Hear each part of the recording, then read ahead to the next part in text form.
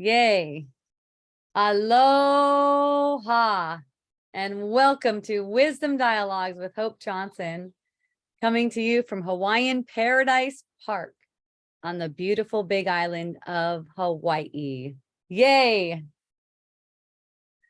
Yay, everyone.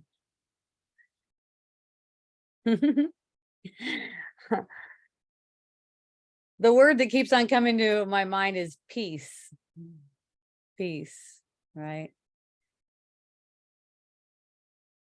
I had an interesting experience this weekend when a couple of missionaries came up to me to talk to me about Jesus. And the first thing they did was start condemning someone for something they thought they did, like right in front of me. It was awesome. And it really was wonderful, because it just it showed me so clearly how, the whole message of Jesus, which they, I know they sense the energy. They got the scent, they got like the scent of Jesus. They sense the energy.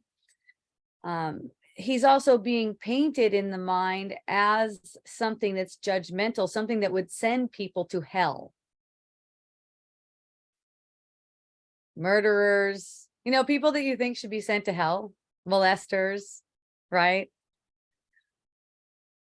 Actually, it was totally funny when it came up, because when they walked up to us, they walked up and started addressing my daughter, Akea. I have a 31-year-old daughter, and they started addressing her and, talking about, do you need us to pray for you for anything and stuff like that? And she's like, you could pray for me to have a kick-ass time.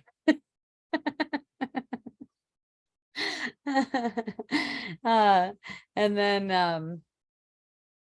then Akea just started talking about me. I'm standing right there, and Akea just start talking about me, and she goes, well, she grew up in a missionary sex cult.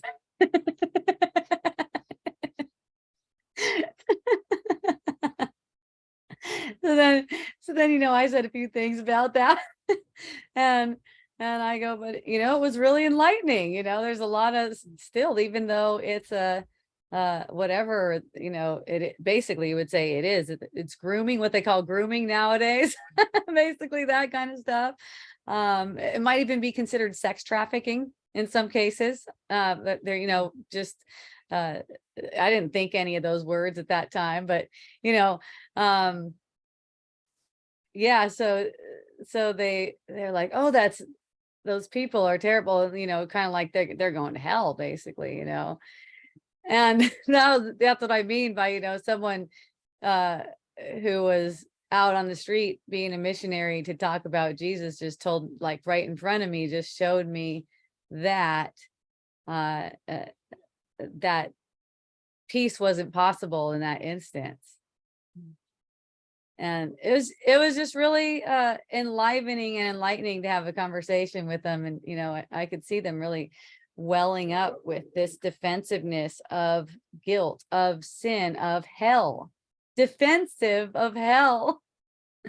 And it was so sweet, and they were concerned for my soul. They were afraid I was going to go to hell.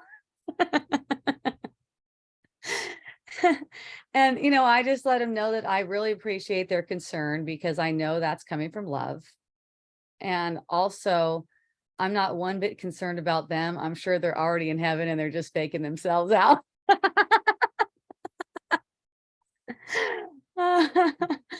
And just kept on bringing, and I talked to them for about an hour probably, and just kept on bringing the conversation back to basically God is love. And Jesus's 2 commandments: love your neighbor as yourself, love the Lord thy God with all thy heart, all thy mind, and all thy spirit. Asked about morality. I said, what do you mean, like the 10 commandments? And they go, well, yeah, the 10 commandments. And I go, well, when Jesus came, you know about him saying that there's only 2 commandments, those ones that I just said about loving. He said that, right? And then one of them said something like, well, that's what's written in the law in the Bible. And then Akea goes, Jesus said, I am the law. And it was just like, it was just so sweet, because I see them coming back to love. Like they'll get really defensive, and see them, in my view, come back to love. They weren't completely ready to release the sense that people are going to hell. For sure, people are going to hell. They weren't completely ready to release that. I guess, their interpretation of what the Bible reads is that souls are going to hell and souls are eternal. So that means eternal hell. And I told them, I'm sure hell is only temporary. And that this is hell. Perceiving a world where bodies can get sick, die, conflict, all these things, where bodies have to work to make a living. If you're perceiving that, that's basically hell. Okay. It's like this body is born and then it runs around and then it does a bunch of work and it makes money to survive and provide for itself. And then it fucking dies. That's hell. Okay. There's no, it's a meaningless thing. It's a meaningless life. The only good that can come out of this life is forgiveness. You know why? Because forgiveness lifts the veil. It's like this. Each one has their individual world. And forgiveness will forgive all of the perception, all of its world, so that the light can shine through. So that you could perceive truly, and then ultimately completely resolve the illusion and just live in heaven, basically. So it's kind of tripping them out because I know they can feel that it would be okay to be loved. They could feel that, but there's a sense of, I mentioned burden, and there's a sense of, I need to be burdened. Jesus would have me be burdened. Like Jesus would release your burdens. And the word in the Bible, that's not a living word. I know they're always trying to call that a living word, but the living word is the word that lives within your mind. There's only two thought systems in the mind. One's of the ego and one's of God. Right? And the only way to know which one is the valid one by your sense, by your feeling sense. Because the ego will come up as if it's the right thing to do and go into the ego, go into defensiveness, for instance, go into aggressiveness. They're really the same thing, but they come up as different illusions. All of that will seem like it's reasonable to the ego. All that stuff will seem like it's reasonable. Vengeance, that's really vengeful to send someone to hell.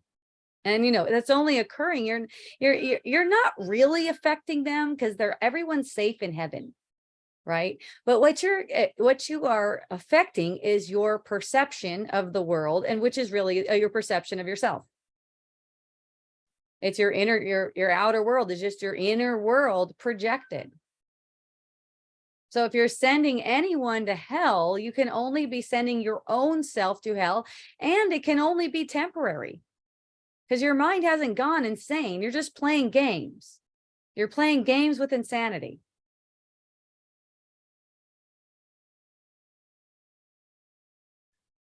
Let's see what we have here for comments. The great gang's all here. All right. Natalie has her headset on, putting pretty red lava rock down around the edges of the patio while listening. Landscaping with Hawaii vibes. Yay. Yay. Thank you for visiting too. That was so fun. And Ekahi said the media about something. And then Elke commented, for God sent not his son into the world to condemn the world, but that the world be saved, or that the world through him might be saved. Yes, exactly. So yeah, I got a fun sense because I used to be a missionary too. And it was really fun having some missionaries just come up randomly, like, hey, missionaries, that's awesome. And I let them know they were doing awesome like a bunch of times because I could just sense that there was a sense that they were not doing awesome because they were trying to convince me that I'm not doing awesome. Right. So that's how I can tell. So I just convince them, you know, I just let them know you guys are doing awesome. And your path is certain.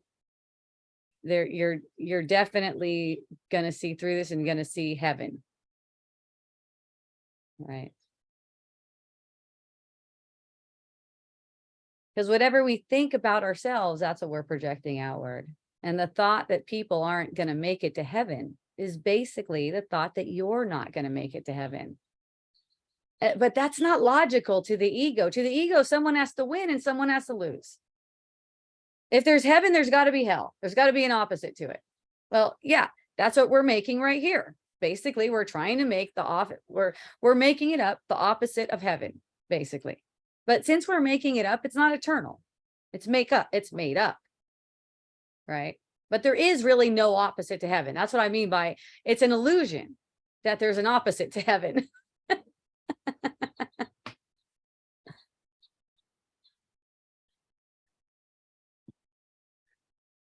Going to hell, the media, Fauci for sure, Bill Gates. Okay, Kai. Hey, Kai, I don't know if you're just fucking around right there, but for anyone who really thinks people are going to hell, you know what? That can only hurt you. That can only hurt your mind. All right. And why am I smiling about you hurting your mind? Because it's only temporary and it's only in a dream. So it doesn't really occur. And, you know, you want to do that thing? Go ahead. You want to do that? Go ahead.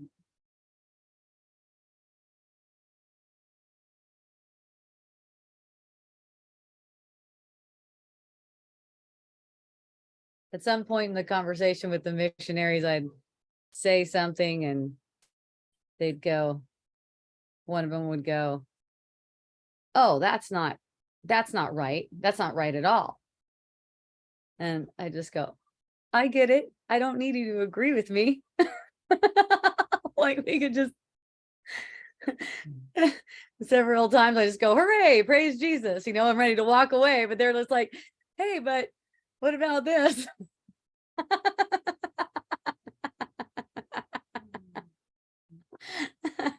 That's really sweet. It's like there's a sense of it seemed like there is definitely some eagerness and what was it out? What was the other word? Sincerity underneath, like there's like a surface level of needing to condemn and convince you that if you don't do it the way they're doing it, you're going to hell.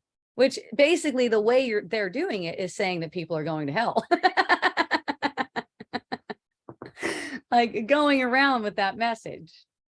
So then it's like, and you know, that does come from love when they're saying, I care, you know, I care about you. I'm concerned about you. Like they generally feel a heart connection with you and they like you and they love you and they don't want you to go to hell, but they don't realize that their belief in hell like that, in that way, as if it's a place you go after you die and you stay there for eternity, is hurting their mind and delaying their progress, which I don't mind.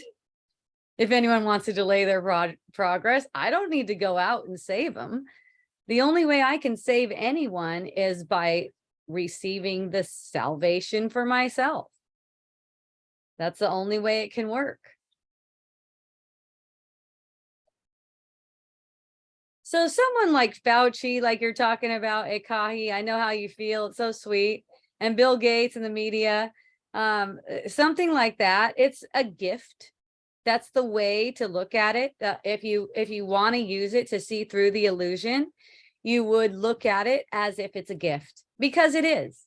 Because it shows you what you're making out to be true. It's not really true. You're just making it out to be true. None of this stuff actually matters. And it's a projection of your own inner world. Okay.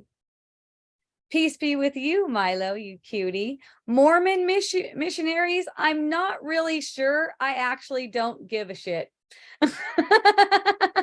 I'm not trying to dissect it. I'm looking at, in that moment, I'm looking at, this would be a stressful thought. This would be an upset thought, and I asked, is that a stressful thought? And well, yes, it is. And they thought Jesus wanted them to be stressed. It was so sweet. It was so adorable. Isn't that the cutest though? So there's this energy of trying to like put the stress onto another person. That's the kind of energy that's playing out. It's like a reaction going to Jesus as a reaction to fear. And that may be the first step toward Jesus, and it's perfect. Going as a reaction to fear. If I don't go there, I'm going to hell. Right? I mean, it's kind of like that, but even Jesus would say that there are thousands of ways. There are thousands of ways. And I know Jesus said, I am the way, the truth, and the light. That doesn't exclude anyone else from being it. It is at our core. That is what's at our core. Right? Now, as we're perceiving an illusion, it is very, for me, it is very important for me to listen to Jesus because he knows the way out of dreaming. I don't know yet. I'm learning the way out of dreaming. So I'm always listening. People ask me, how do you know this about Jesus? Because I hear from him. He's actually speaking to everyone. Because I quiet down and listen. And people ask, well, how do you listen? You listen by paying attention to the sense of the body. Just pay attention to the sense of the body. Through the sense of there being a body, you can tell the difference between an upset feeling. Upset feeling feels guilty. And a feeling of love and compassion. The thoughts that go along with an upset feeling are the ego. It's super simple like that. Thoughts that go along with a comforting, uplifting feeling is the Holy Spirit. So Jesus is basically directing you to the Holy Spirit's thought system all the time. Like he's a guide to the Holy Spirit's thought system. He's you can say he's merged with the Holy Spirit's thought system because he doesn't have to take on form anymore. He's not the only one. There's a shitload others. Okay, he's not the only one that's like that. He's the one that I'm the most familiar with. He's the one I have like a personal relationship with. That may be a different one for you, and that's totally fine. It is not dogmatic like that at all. Okay, he's not the only one who has transcended birth and death. Okay, so basically, Jesus guides you to look to the Holy Spirit's thought system. Like Jesus could guide you out of the ego thought system. When you're on an ego thought train, he can guide you out of that. Or someone like Jesus that has transcended. I mean, transcended. Like they don't take on form anymore. So it's like he guides from the ego train of thought. It's like you can't really do this on your own because you don't know when you're buried in an ego train of thought. You don't need to correct yourself. You just don't know, and you need to know. And that's why that's instantaneous. Jesus will just point you right over to the Holy Spirit's thought system, which is all loving and joyful and uplifting. What else is my friend Milo saying over here? LDS scriptures say hell is your own making and is not permanent. And the 10 commandments are love. Nice. I love that. Thank you. Happy Sabbath. Shabbat Shalom. Shalom. Heaven is organic essential oils. You're so fun. I'm so glad you enjoy that. That is awesome. That is really spectacular. But I was talking with my friend about even the sense of smell. Like we have a sense that's it's what our sense of smell is trying to be like in an illusion, right? The aroma, you could say the aromas, but we don't have a nose. It's not like that. We don't sense. It's not a sense body in reality. We see truly. The sense body is how we pick up on a sense of there being a world and make an interpretation of it. That's what a sense body is. That's what this is, a sense body. That's why I could sense smell. By the way, I don't have my own label on this yet, but it's just a handwritten CO2 musk. It's on my site. There's only a few left right now. Once it runs out, I'll probably replenish it because it's yummy. But the sense of smell is just a reflection of the actual sight of this, the actual what it's like to have sight of heaven. In heaven, everything is the same. As far as everything's made of love and everything's eternal. And also everything, there's lots of distinctions. Color, distinctions is just beyond what you could imagine of a rainbow like that. Sound distinctions beyond what you can imagine, but all so beautiful. It's not like a difference between beautiful and ugly like that. They're all so beautiful. In the world, you cannot have beautiful without ugly. You got to have something to compare it to in the imaginary world, because it's imaginary.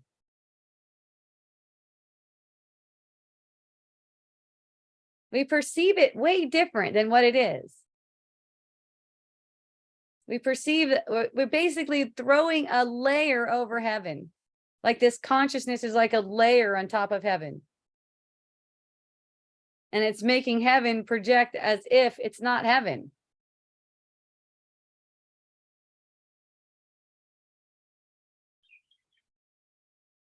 Heaven is like pure light. It takes light and shadows to see like this. And it's not really seeing either. Because you have to have fake eyes to make an interpretation. You have to have fake senses to make an interpretation of this kind of world.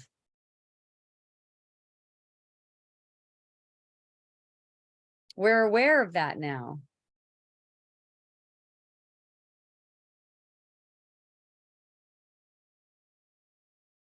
Some people are thinking that, once you transcend this body, once the body passes away, some people think you have an eternal, each one sounds like a sentence when it sounds like that. Some are going to hell and some are going to heaven. I mean, would you really want to be in heaven without some of your brothers and sisters? That will keep you in hell for sure. Did you want to be there without Fauci, for instance? That will keep you in hell. See, Fauci can't act like the Fauci you made him up like that. Fauci's created in love, and so is Bill Gates, and so is all the media people. Even the ones you think are the worst people in the world. You have to let them into heaven because you know what? You're the last one to go. You have to let everyone else in. And it's like, that's what the lifetimes are for. That was another one. Those kids had a hard time. Missionary kids had a hard time with lifetimes. And I go, oh, well, that's okay. You only got one lifetime? Great. That just makes it more urgent that you listen to the Holy Spirit. You're going to hell at the end? Great. Now you can just listen to the Holy Spirit. But uh, the thing is, how are you going to listen to the Holy Spirit with a voice being believed that tells you that some people are going to hell? See, that opens up the possibility that you're going there, to this place that is concocted. It's just make believe. There is no place worse than this. Right? If you're perceiving life in a way that seems really bad, that's just because you thought your way into that. You'll also think your way right back out of it by thinking with the Holy Spirit. It's so funny. And this kind of thinking is really is really synonymous with silence. It really is. Because it's basically just not thinking with the ego. Basically, when you think with the ego, you rise up against the thought system of the Holy Spirit. You're like rising up with it, like, no, people are not innocent. The defensiveness that arises when hearing all are innocent. Watch that.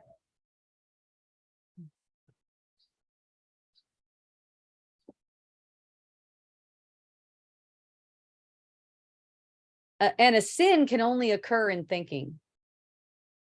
It's really ass backwards the way the church has taught it, though, because the way they teach their people to look at this is that they need forgiveness from Jesus.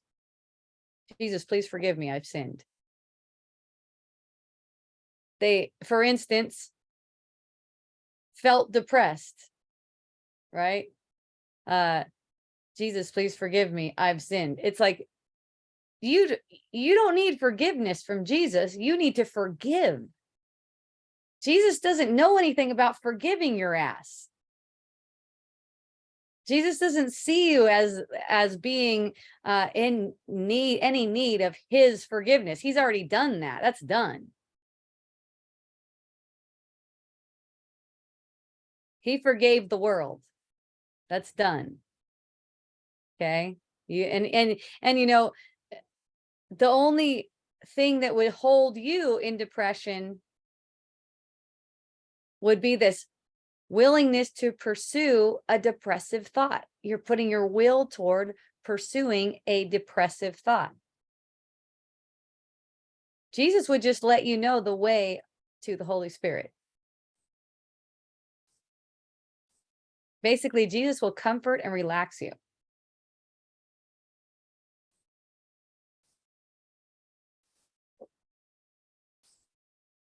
It's already done.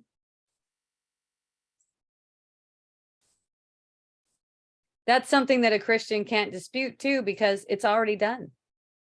They know it's already done. It says that.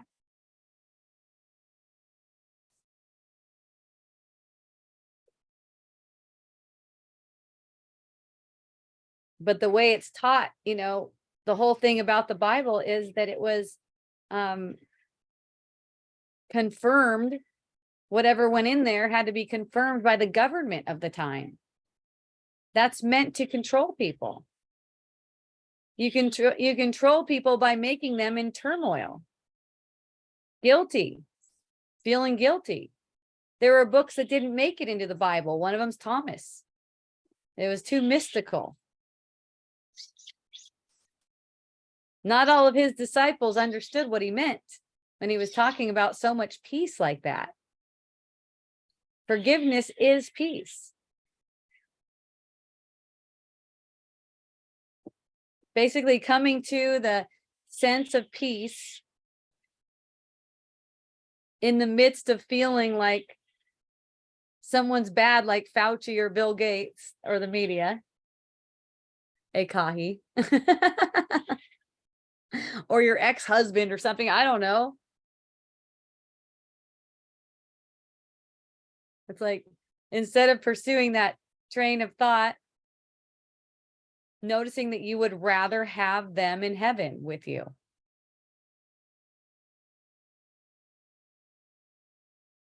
One of the green words used for Holy Spirit is parakletos, the comforter. Oh, Greek, not green. Parakletos for the Holy Spirit. Yeah. Aloha, Louise, Cynthia from Louisiana. I appreciate you. Milo said Jesus drove the money chambers out of the temple because they were caging the animals and selling them to be slaughtered. Jesus came to free the animals and end animal and human sacrifice. That is so cute. What a fun interpretation. Sometimes people ask about that story about Jesus and the money chambers, and it's basically, you know what? Before Jesus went to full on forgiveness, he would actually act out on fucking triggers, just like everyone does. That's an example of him acting out on a trigger.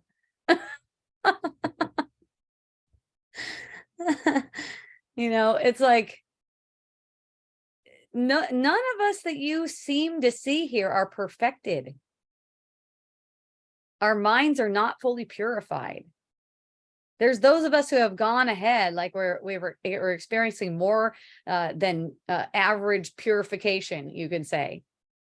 But as long as you're perceiving a body on us, we're draped in a body, then we can get triggered. We still have, and thank goodness we have the ability to get triggered. So, see, the thing about Jesus is after he got triggered and act out on a trigger, he wouldn't sit there feeling guilty about it. He knew that they got what they needed too. It wouldn't have been drawn out of him. It wouldn't have been drawn out of him like that unless that was exactly the way everyone needed it to be, including us. So he's not going to feel guilty about it. He's simply going to notice, oh, there was a trigger. Like trigger, it could be very fast. All of a sudden you're like, blah.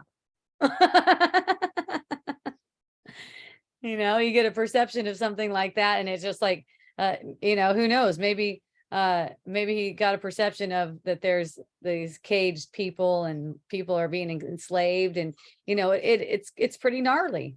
And he got a hook, and he got triggered, and he can see where this is going.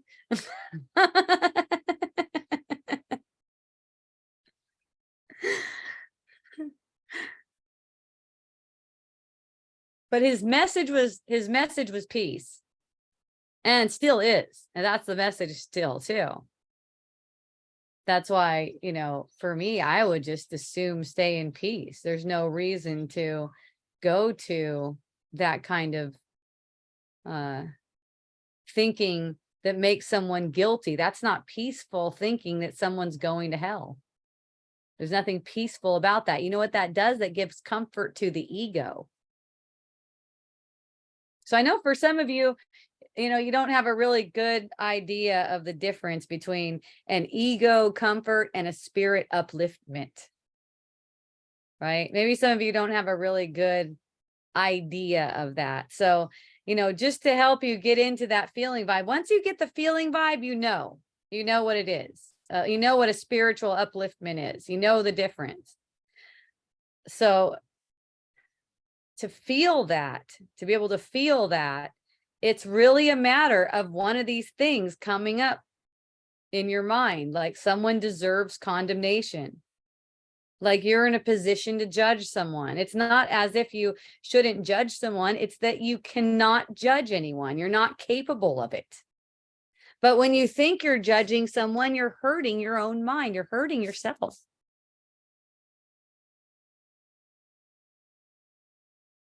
So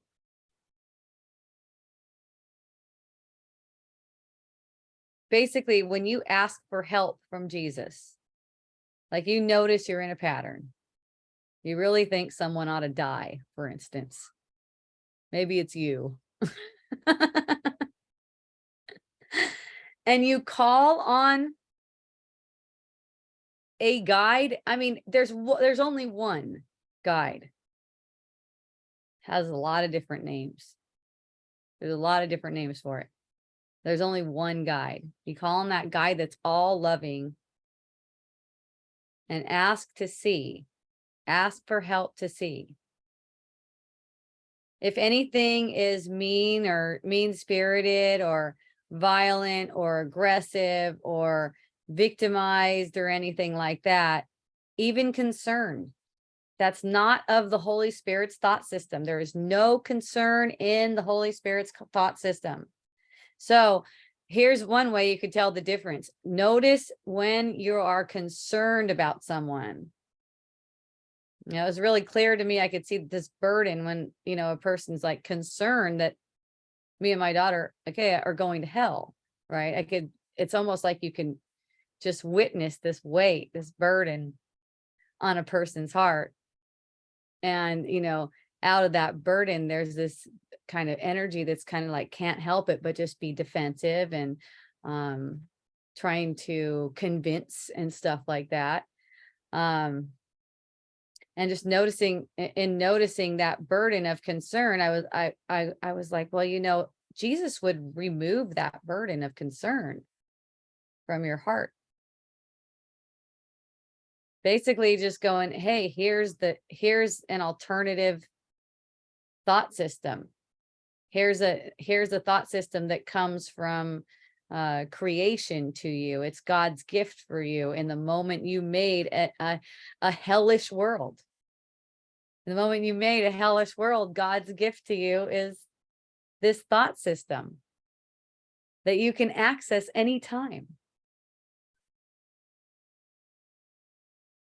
And you know, what makes it urgent, the thing that makes it urgent is that you don't want to suffer. You don't want to die. You don't want to do those things, really. You would much rather wake up. But at the same time, it doesn't matter if you do those things or not. It's just rolling the tape over and over again. One lifetime is nothing. We've seen this millions of times. We've seen this show so many times. And then that never happened. It's like that because it's a dream. It's very dreamlike. It's a mental trip, you could say, kind of like a psychedelic journey. But it doesn't end until the mind that's projecting it is purified. Which that means it does end. It's temporary, as long as it may go on. It can do another 1,000,000 years, that's fine, or another 1,000,000 lifetimes, that's fine. The end is still certain.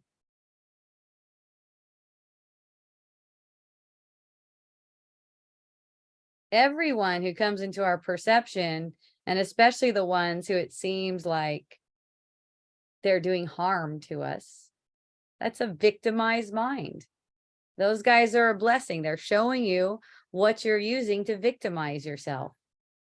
See, so the ego's comfort is in getting revenge. It's in sending them to hell, killing them, stuff like that. It's killing those people. But there's a different kind of feeling, sensation, and upliftment, one that reflects a mental upliftment, a real mental upliftment. And that's when you would see them in heaven, despite what you made of them.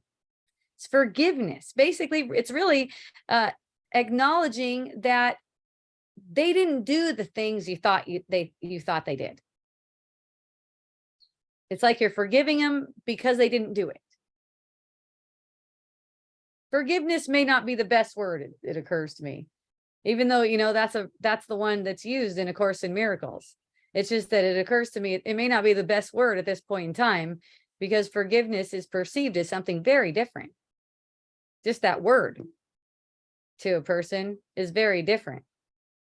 It's thinking, I need forgiveness, like I need it from someone.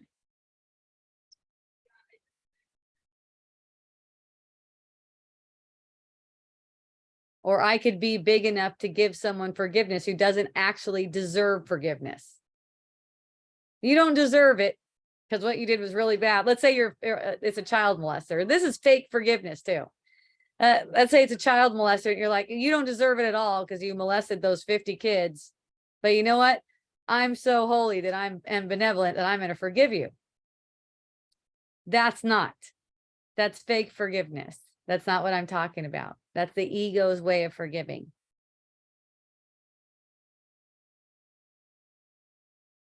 I'm talking about a total absolution of guilt because it didn't happen. Because the molestation took place in the imagination, not in reality, and it was an effect of ignorance, which is still innocence. It's funny because the ego thinks that it wants to end stuff like molestation and sex trafficking, right? But the ego knows it doesn't really want to end those things.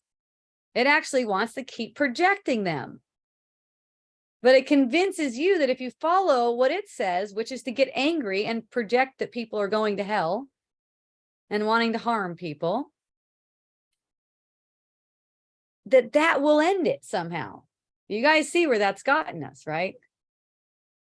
It's like, it's just probably the same as it ever was. Wouldn't you say so? Probably just the same as it ever was. Hey, there's a song like that. Yeah. But what the ego doesn't want you to know is that when you see that it was impossible for anyone to do those things, and you'll let your heart be soft and forgiving is that the forgiveness has to come from you, because you're the one projecting an illusion that there is a molester in your field of experience. Anywhere in your field of experience, hear it about on the news, still field of experience.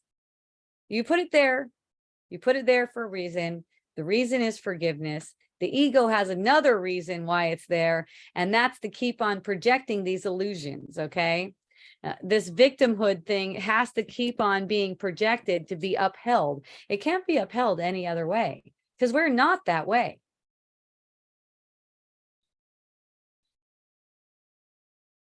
I mean, it actually is, like, literally is like this. You get a perception of a person being a molester, and it's literally like, oh my goodness, I made you that way.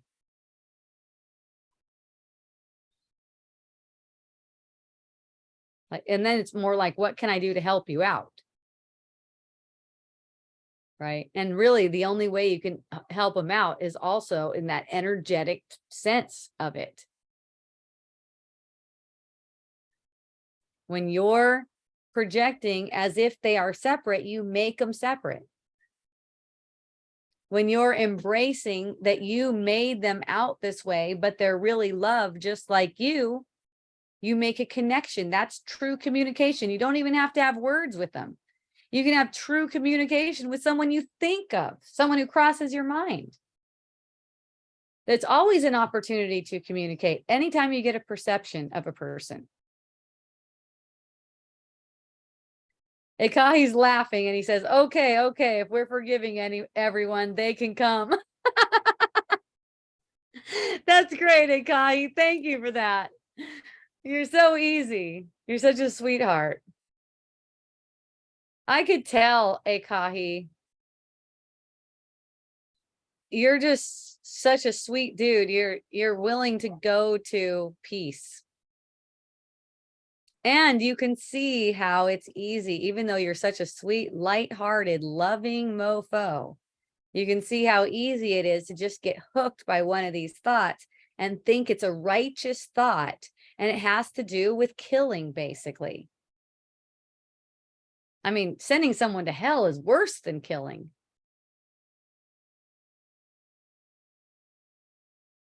But the results are the same. The results are death. It's basically death. That's hell. I mean, look at it. And it's comical, because there is no hell and these bodies aren't real. And the only thing that makes it seem like it's terrible when they die is that we thought they were alive. We went and celebrated when they were born, and we made up this whole story about it being alive. And then we believe that it's alive. It is not alive. That thing is a projection. It's a temporary projection. It's a projected journey through hell where we get countless opportunities to undo the belief that we belong in hell. Holy shit. There's an underlying belief that we each belong in hell. So notice that when you project that someone's going to hell. Just save them all. Save them all from hell.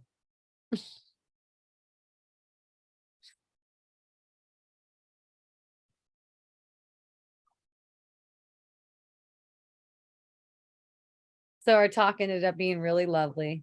Akea said she felt like she was going to cry. It was all about love and the Holy Spirit and forgiveness and stuff like that. There wasn't a full willingness to release the burden of condemnation, but there's definitely a twinkle of light. There's definitely a twinkle of light and many seeds planted. And it's never just in the people that we're having a conversation with. The seeds planted are in the mind. The people are not there like that. We're only having a conversation with our own mind. So to have that conversation with awareness of what's going on there. I mean, awareness is basically perceiving everything. It's the only perceiver. Let's say it's like this. Here's how I see it. There's a perceiver and there's a perceived, both of which consciousness is conscious of. Consciousness is conscious of a perceiver and a perceived, right? You see that? Consciousness is the first layer of separation. It allows something to be conscious of something else. Consciousness is conscious of a perceiver and a perceived. Okay. And then there's awareness. Awareness is aware of consciousness and the perceiver and the perceived. You're that awareness. You're that awareness. Consciousness is also one thing. All the different various perceivers are basically like distinct microcosms of the same perceiver. It's one. It takes all of them to have this perception, this one perception. Consciousness is conscious of the entire perception, like all the perceptions all at once, okay? And then awareness is aware of what's going on there. Consciousness is evolving through all of these conversations, through all of our communications. And you know, we're having communications all the time because people are crossing our mind, unless our mind is completely silent, which is a rare thing, right? There's people crossing the mind. So for me, people will cross the mind and then I'll just like feel my heart connect with them and let them go on. So I'm not sitting there thinking about them. I'm not pursuing them in thought. Just like, oh, what a lovely being, and feel a heart connection with them and let them march on, right? I might hold the heart, I might hold the thought for a few seconds, feeling some just really loving thoughts for a person, right? That's what I mean. Ultimately, you're going to think yourself out of this, but it's a different way of thinking than you think, because it's actually synonymous with silence, because you're not pursuing ego thoughts. Natalie says, forgiveness must be the perfect word as written in ACIM because it sounds like for correction. No, for gifting. And that's ultimately the correction, bringing back gifts. Give me your gift, Holy Son of God. I like that. We could change it to for gifting. For gifting. I give what I received by accepting the miracle. So yeah, I like the word forgiving. Yay, I know. I like it too. I think it's a great word. Sometimes when communicating with people who don't understand the word, maybe another word could be substituted for temporary. That's what I see. And maybe that word is for gifting. Who knows? We'll see how it works out. I'm sure it'll be perfect.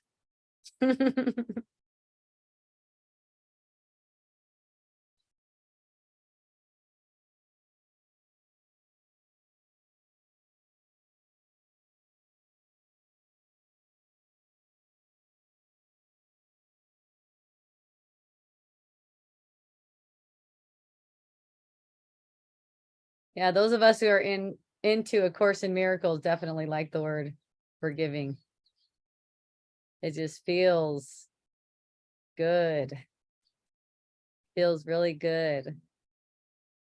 It's not like that kind of forgiving, like I did something wrong and I need forgiveness.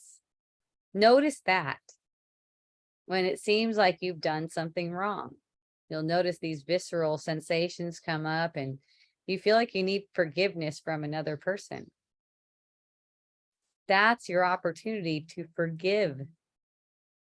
Whenever you think you need forgiveness, that's your opportunity to forgive or forgift if that feels better to you.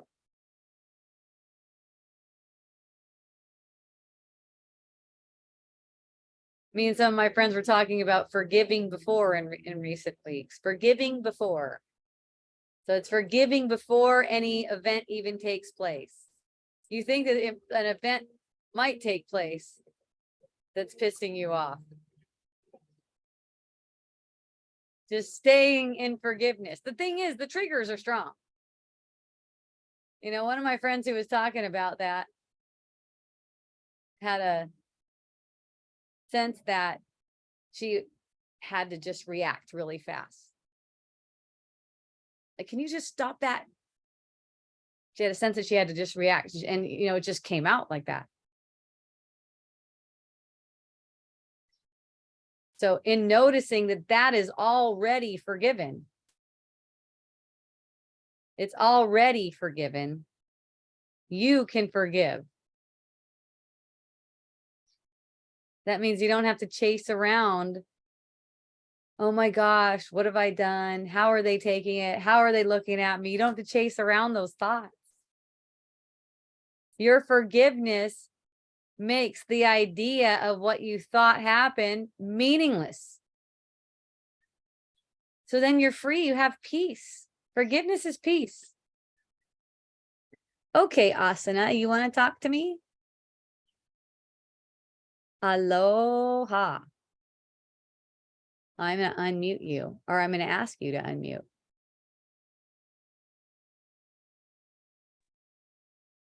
Aloha. Aloha, yay.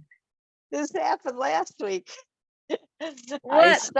I stuck my phone in my pocket, my back pocket, so I can get up and so I guess when I do that, it hits the chat button or whatever. I raise my hand. Oh, or you something. didn't want to really raise your hand today? Right. Okay, no worries. You don't I have will. to. Yeah. It's always nice to talk to you, though. Oh, I love you. Thank you But for joining. didn't mean to interrupt. You're all good. Okay, good. Aloha. You can't Aloha. interrupt. Oh my gosh.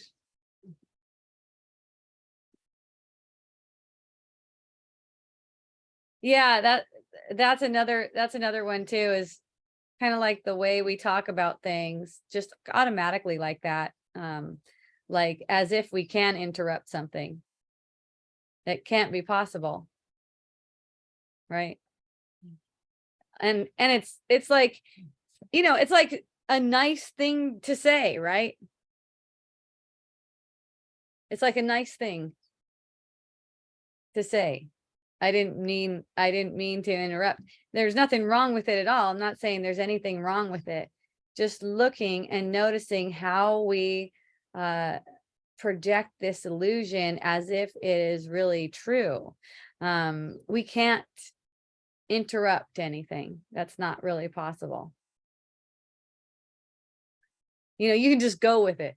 That's what, you know, that's kind of like that. It's kind of like it's a dance move and oh, you stepped over here. Instead of it being an interruption, you just kind of like, you can go with it. That's just a possibility. The other way isn't the wrong way. It's just a possibility. It's just something to see. Oh, it could be something. Oh, it could be like that. That's how it is for me. It's not like it's not like I'm going on with the thought train about how I missed an opportunity to play. It's like, oh, there's an extra opportunity to play. I didn't see that opportunity before. Oh, how fun. Maybe I'll see it next time. And it's just playful and fun. It's like that because the way the illusion is set up, it makes it as if we are really doing stuff in this field. You know, interrupt would be assuming that your contribution in the perception, in my perception, wasn't maximally beneficial.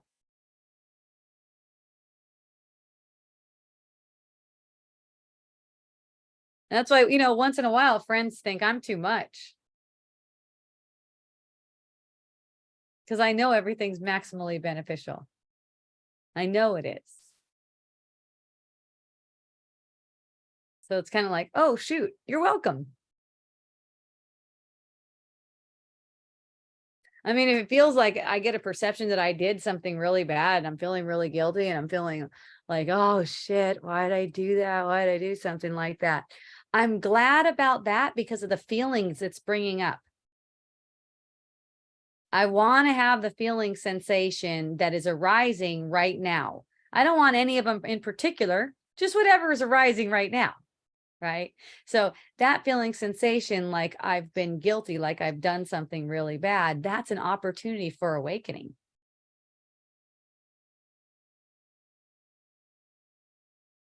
And someone will say, well, what if you murder someone? Well, the thing is, that's not really up to me. And it's not very likely because of the way I think. I mean, anything's possible. I'm not going to say because it's consciousness. Who fucking knows what it's going to do? Right. It's not likely, though, because of the way I think that I would find myself murdering anyone. And the way I like to think, the way I've become accustomed to thinking is a way that's kind and loving. It's not wanting to slap anyone or teach them a lesson or, stuff like that. It's not wanting that kind of stuff.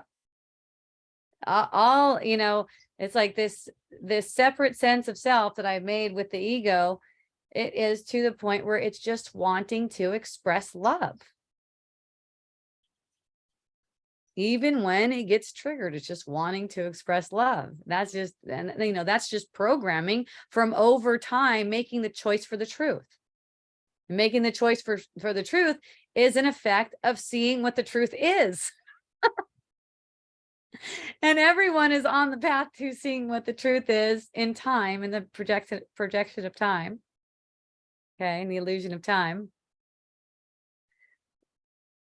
But that could be a really long time if we're stubbornly holding on to, we want revenge. We want guilt. We want shame, right? Basically, the thought that you could interrupt anything is a shameful thought. You can't interrupt anything. That's make believe.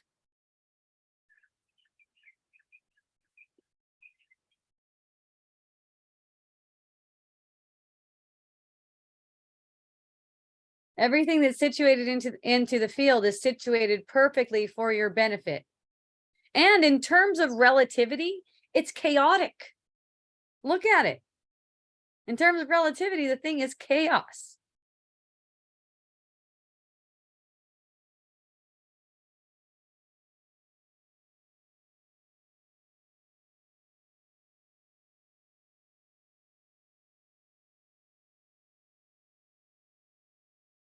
But it's blessed chaos because of who you are. You bless it. You bless it. Bless it up. Bless the chaos because of what it's for. Just because of what it's for. Asana, if you really want to talk, chat with me. Then I'll know, because you may be sitting on your phone once again. So I won't be answering that one again. You look beautiful in that dress. It's always a pleasure to perceive you. Oh, thank you. I appreciate you.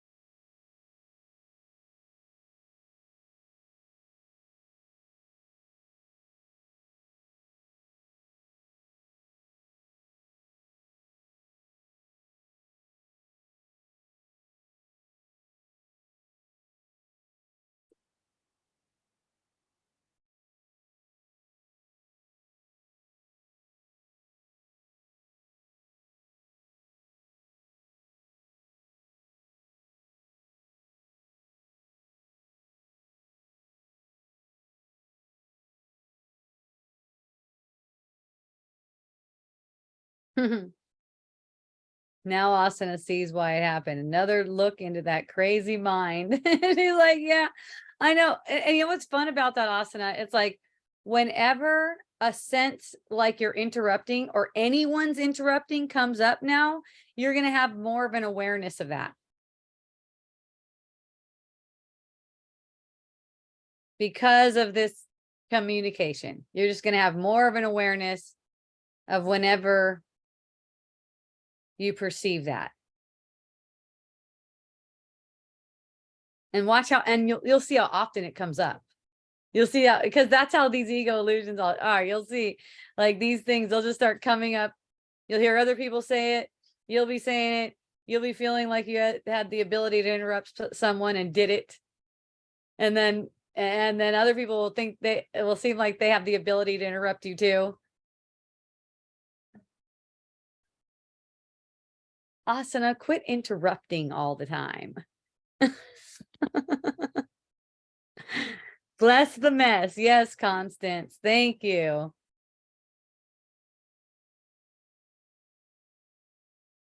And will you close those blinds?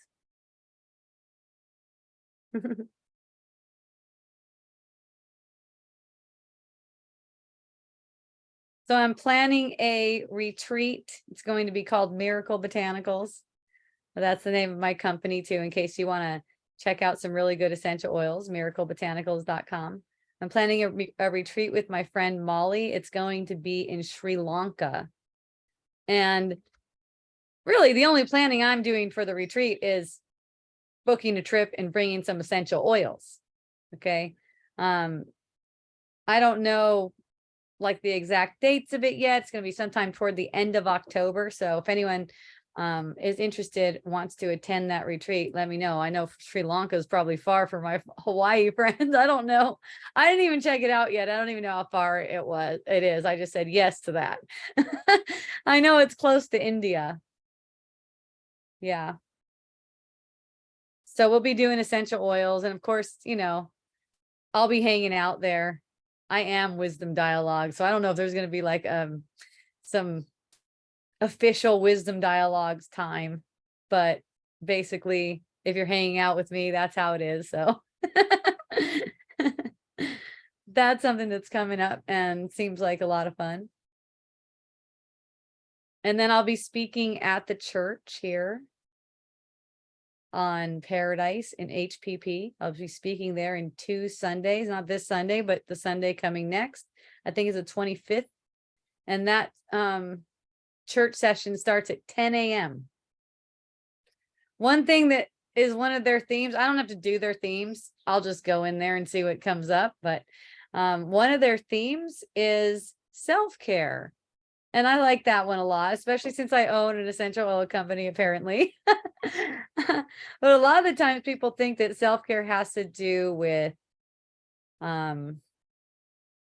using essential oils, for instance, taking a bath, doing yoga, block therapy, rubbing Ayurvedic herbs on your body, for instance. There's all kinds of different ways, playing golf, you know, there's all kinds of different ways to have what's called self-care. And all of them are awesome. They're, you know, it's whatever is appealing to you is great. And that's not really where it comes from. It doesn't come from the surface things. The surface things are actually an effect. You know, I'll hear people talk about, I want to get better at self-care. And that always comes from your willingness to forgive. That's actually the self-care, because it's peace. Self-care is peace. It's allowing peace for yourself. Out of that, you get effects like things that look like self-care. It's like you're exalting your spirit so much that it's like a no-brainer to just be caring and loving to the perceived body. That's the sense that you're getting. It's a sense. I've said before, I notice a lot of Course in Miracles and ACIM, or ACIM is a Course in Miracles, ACIM and Advaita people, Advaita, I think some people say it like that, are trying to ignore the body. That makes it more real in your mind, though. That doesn't make it less real. The body is coming as a sense. It's a sensory experience. So it's like paying attention to how it feels to sense a body. It's an emotional thing. It's a very emotional thing. And taking care. I noticed today when I was working, I had a kind of a big day today because I had a sale that ended on Friday. So I had kind of a bigger day. There's a lot going on in terms of orders and people just showing up too. So there was a sense at one point that I needed something like water. The sense I needed something to drink.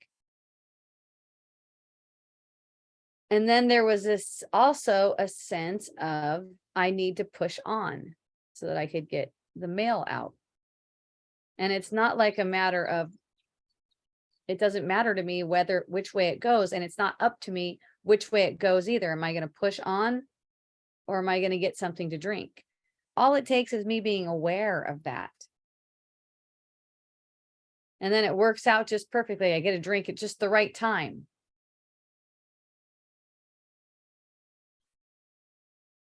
I know I don't know what I want, so I don't try to figure it out. What do I want? Do I want to keep on doing orders or I want to get a drink of water? I'm just curious about which choice is going to be made on the surface. Knowing it's not up to me makes it easeful. I'm like, which one should I do?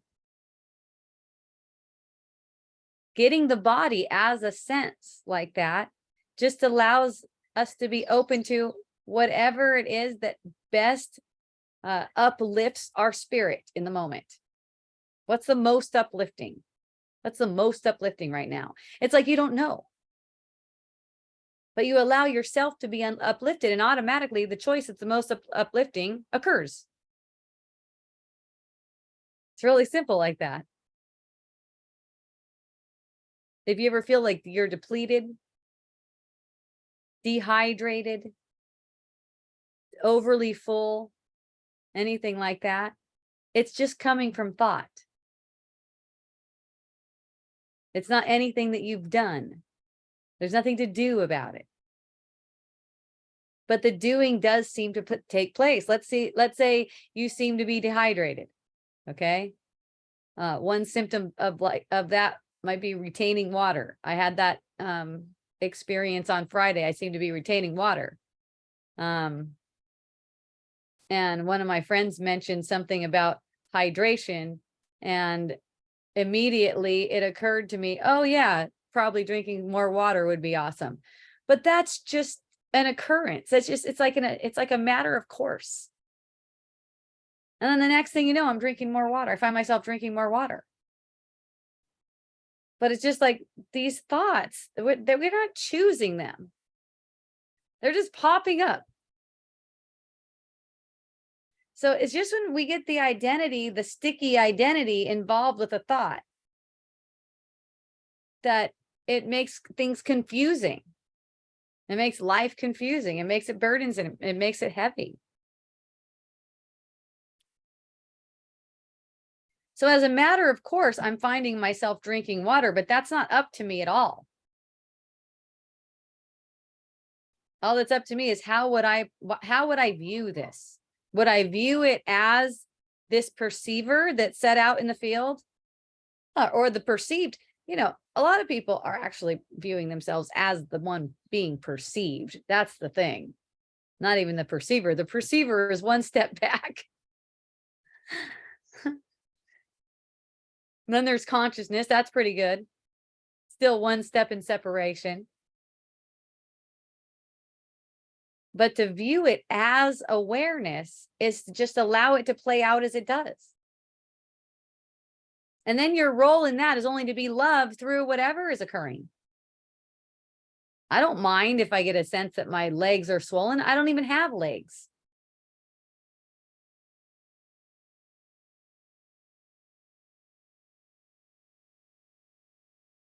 They're getting unswollen, works itself out. It doesn't need me to do anything. Even the things that seem to come out of my mouth, I'm not doing.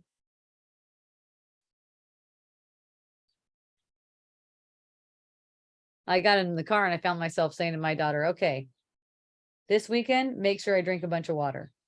Right. She goes, okay. And that's just a matter of course. It just plays out.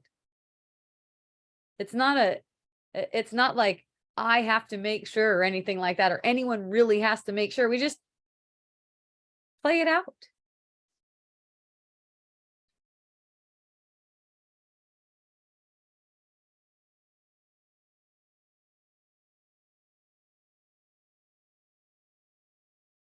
I don't even know if she handed me any water or not. But it just comes into the field. It's in the field of experience. Come to think of it, I don't even think I drank that much water. And I traveled to Kona. And the swelling just went away.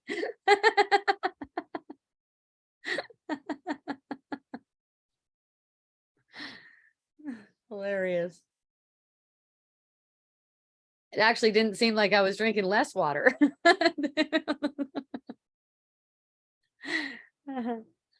It's just the perfect amount that needs to be, will be. And sometimes it'll be a sense like you're doing things better, or you're doing things different, and that's why you're improving or something like that. And other times it won't be like that. Other times you'll try the same thing. A lot of the times people like to try the same thing as me. Like people ask me, they'll go, what are you eating? What am I eating? Today I've had Lilikoi and heavy cream. Yeah, in case you were wondering, that's all I've had today. Lilikoi and heavy cream, actually.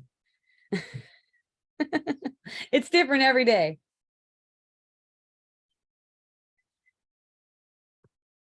That's the same way it is, the same way it is for me with food too.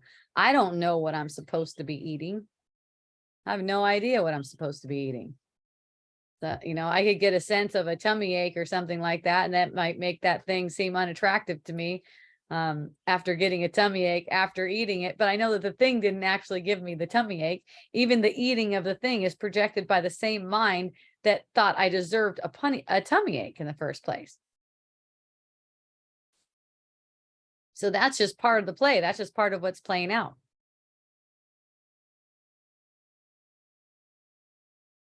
The only reason I would need to get a perception of a tummy ache would be for forgiveness. You see how that's forgiveness? It's forgiving the apparent cause. Say you get a tummy ache and it's after you ate hot Cheetos. Okay. The hot Cheetos are the apparent cause. Forgiving the apparent cause, that's self-care. That's peace. No, notice, just try it and notice. You try it and notice. When you're aware that you made it up, it's only temporary, you just made it up, that's peaceful. For the ego, at first, it might not be so peaceful. But feel into it, lean into it, and you'll see what I mean.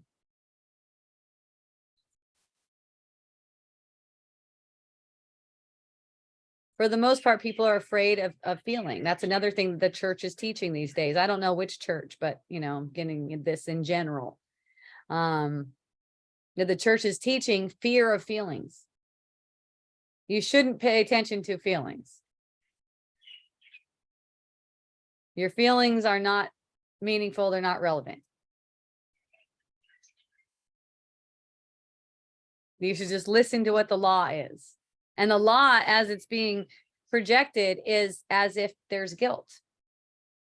And that's a terrible feeling. It's no wonder they wouldn't want you to know what you're feeling. This is the projection. It's a guilty feeling.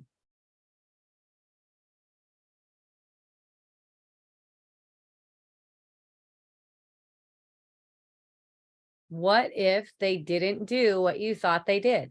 What if they didn't really do that? Just notice in the what if.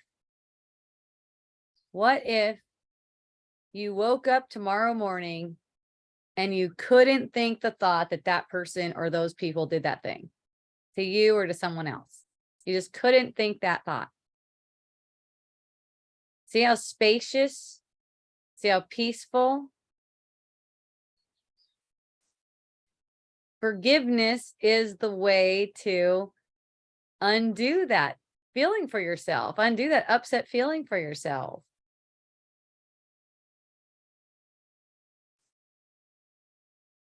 It's just the truth because it really didn't happen.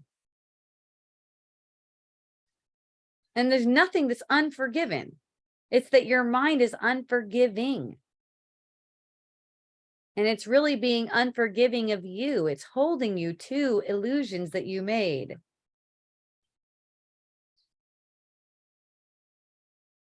It's attacking the image you've projected into the field, which is the only thing it can attack. It can attack you.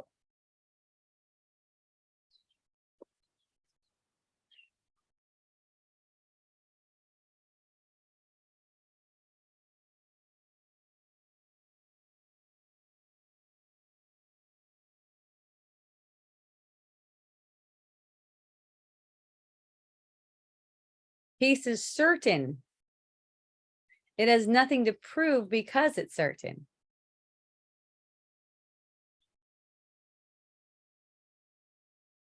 It doesn't have to get anyone to believe the way it believes. It doesn't care about belief.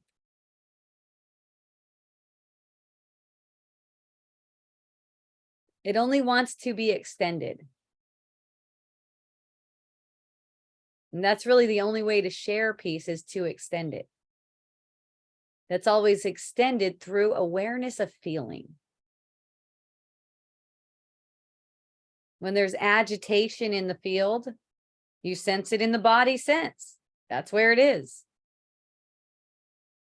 The field is an expression of the body sense. When there's agitation in the field, that's an opportunity to see the agitation. It needs to be seen.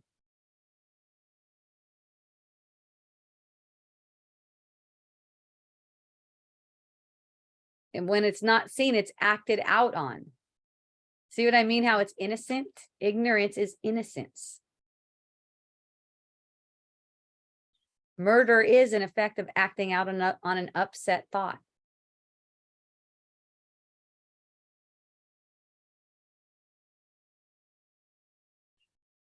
So many times too, people will apparently commit a murder and they'll like black out. It's like, whoa, what the heck did I just do?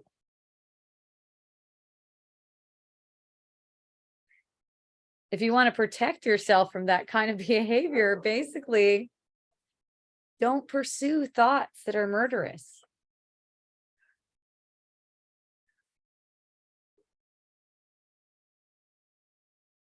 And when you do find yourself pursuing thoughts that are murderous, all that means is it's an opportunity for forgiveness right there. Forgiveness ends it. And you know what? It nullifies all of its effects.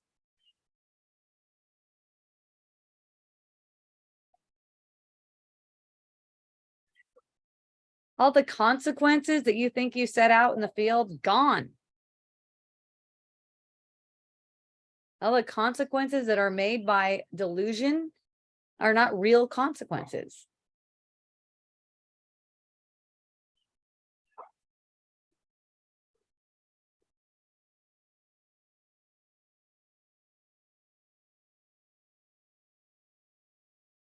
All the Holy Spirit wants for us is peace. And that's why the Holy Spirit's thought system teaches forgiveness. And the reason people don't want to go toward that, the people are afraid of going toward forgiveness, is that it seems like the end of the world for the personal self that's been set out in the field. And you know, it is. It is the end of that fake world.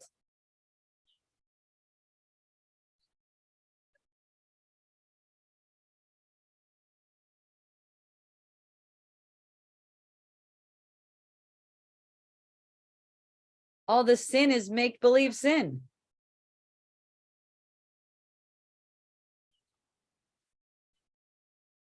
You know, in one aspect, if you ask me, Hope, do you ever sin? And it's like, well, yes, all the time, but probably not in the way you look at sin.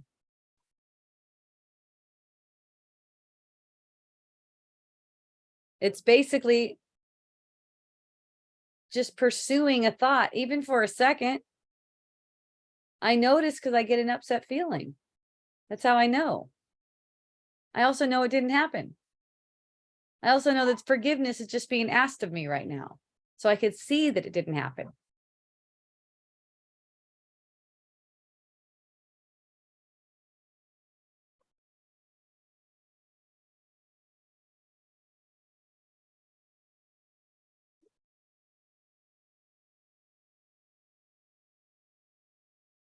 Forgiveness isn't difficult, but it does seem to be challenging for the ego just because unforgiveness guarantees its continuance.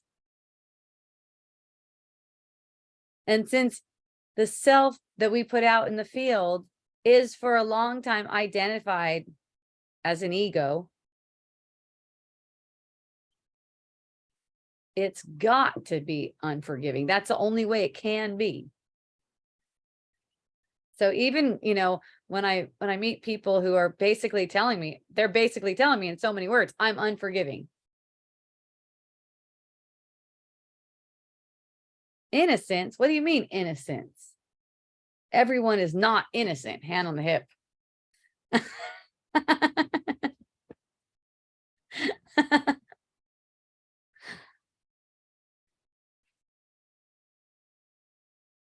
That's just fear of death. It's the ego's fear of death, wanting to keep lack of innocence alive. And the way your mind takes that is that you are guilty and you are deserving of death and you're going to get it. You're probably going to watch a bunch of other people die first.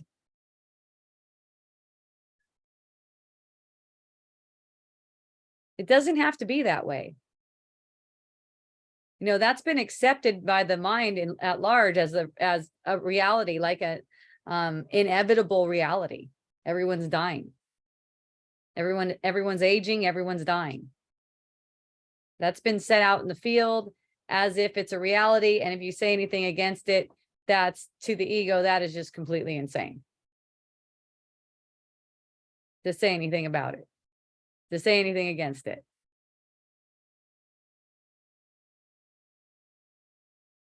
That is a very scary one to the ego. For there to be a more awareness that there is no such thing as death, that we just made that up.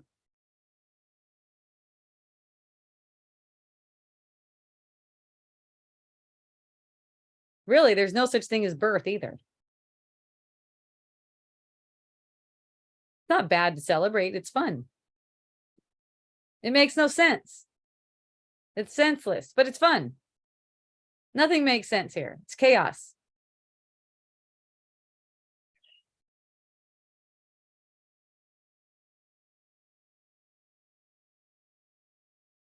We're like, yeah, it's a party. We made another body that we can kill in this realm. Woohoo!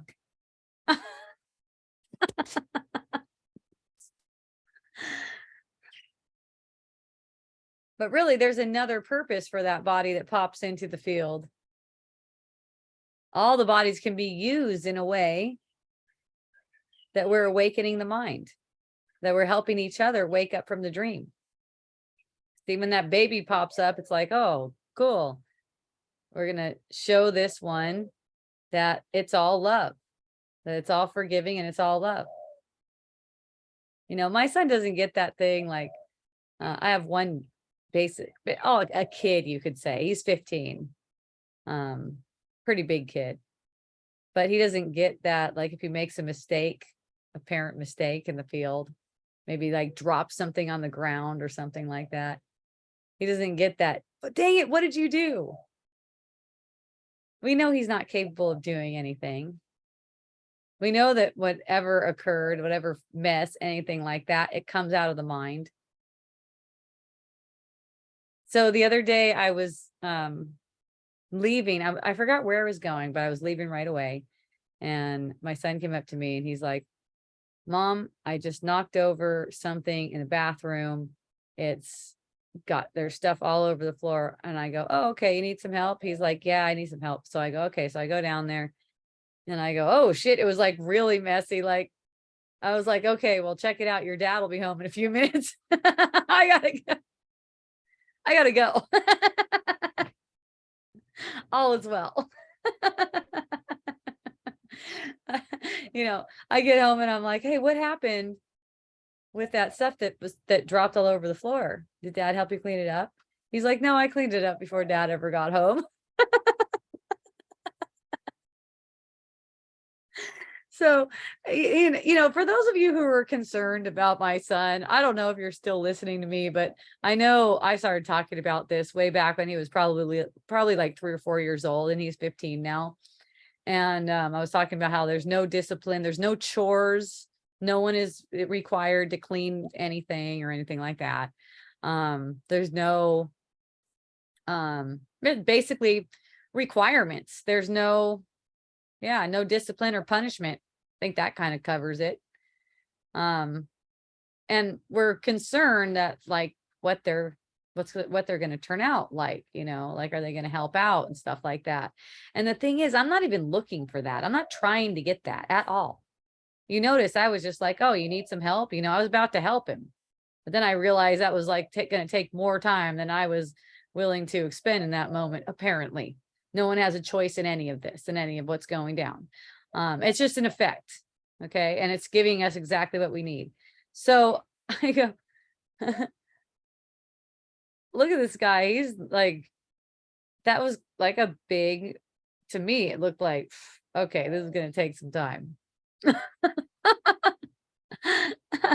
There is just like, it was like a thing with, I think it had alcohol in a cup where my bigger son was soaking all these different utensils, like, nail clippers and stuff like this. And it was glass. So it like broke and it was liquid plus these nail clipper things all over the place. And, I was just like, yeah, I gotta go. Not expecting that my kids are going to do anything because it doesn't matter to me because of what it's all for. But what I notice is they're really sweet and really helpful and conscientious about things. I just noticed that. That's not even how it has to be for me, though.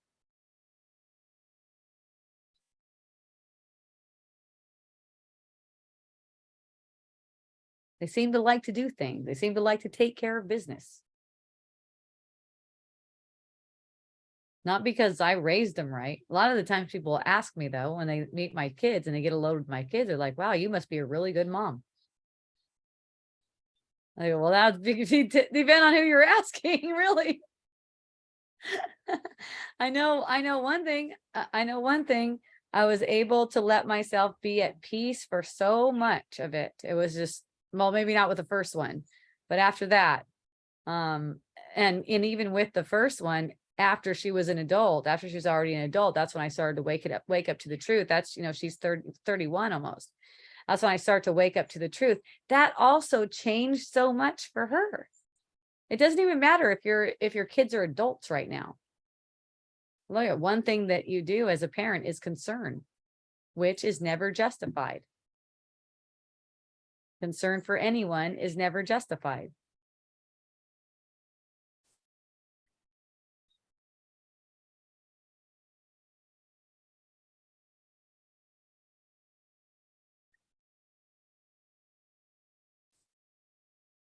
One of my sons was asking me if I thought it might have been better, if he might have been better off if I would have made him do more things. One that's 21 asked me if I, he could have been better off. His idea was that he could have been better off if I made him do more things. And I said, okay, well, that's fine. And I'm not going to spend my life making people do things they don't want to do. That doesn't work out for me right now in the moment. Making someone do something they don't want to do. It just doesn't happen for me. It's not natural for me.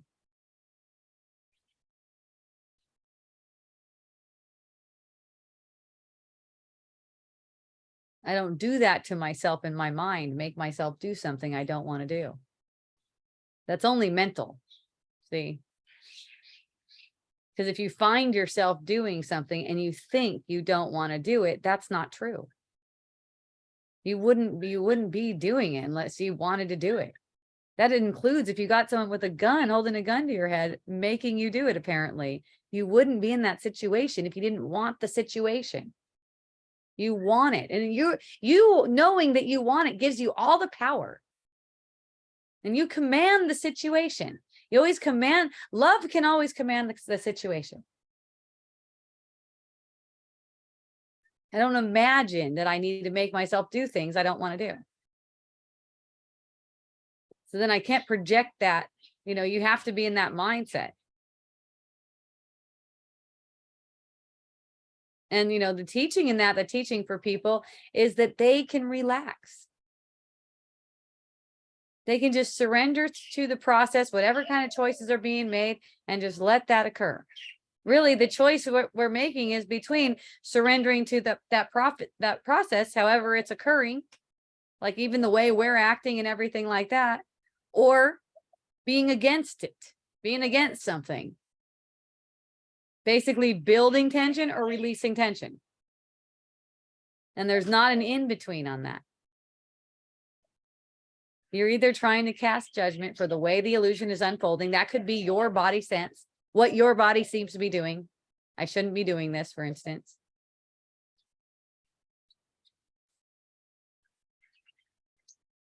I mean, I get the sense that I don't need to problem solve anymore. It's not necessary for me. I don't feel like I need to problem solve. When I find myself in the manifestation of problem solving, you know what I'm doing? I'm having fun with it. But I don't buy into the idea that I need to do that. I'm not really a doer. I find myself in the perception like I'm solving a particular problem. To the ego, the solving of a problem and the identity with solving a problem is one way of projecting more time. Like as if I did it, as if I solved that problem. The solving of the problem is meaningless. Even the most ingenuous thing we can imagine that we quote unquote created, it's meaningless.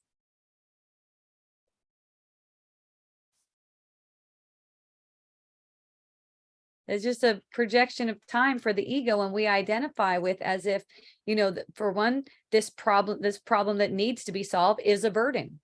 That's also making it real. This problem apparently needs to be solved. Oh, well, it'll solve itself. It might solve itself through the illusion like I'm solving it. That's okay. But it's still an illusion. People always trying to convince me, I was getting micro needling. I probably still get it again. I got it like 3 times. I seem to like the results of it, apparent results of it. But the micro needling person was going, I told her it's like a magic wand, like anything that it is, it's just like a magic wand. Like we're using it to make illusions in the field. In this case, we're using this micro needling pen to make an effect of increasing collagen and keeping things from being too wrinkly, right? However you want to say it. And she goes, yeah, only you can feel and see this thing. And I go, yeah, that's how all of them are. That's how all the illusions are. You can feel and see them, apparently. You're viewing these things. That does not make them real, because you can get see what I mean about unawareness of the body. It's like the body, unawareness of it is taking it as like it's an actual thing. It's not an actual thing. It's a feeling sense. And all of the things that seem to affect it are like magic tricks. They make seeming effects. but all the effects come from the mind. Just in being aware that all the effects come from the mind, the way you're using these magic tricks changes. It's not like you stop using magic tricks, but the way you use the magic tricks changes. Now, even the using of the magic tricks is collapsing time instead of extending it.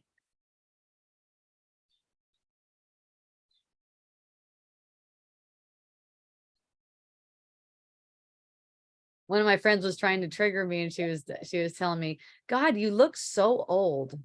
You I know you love it.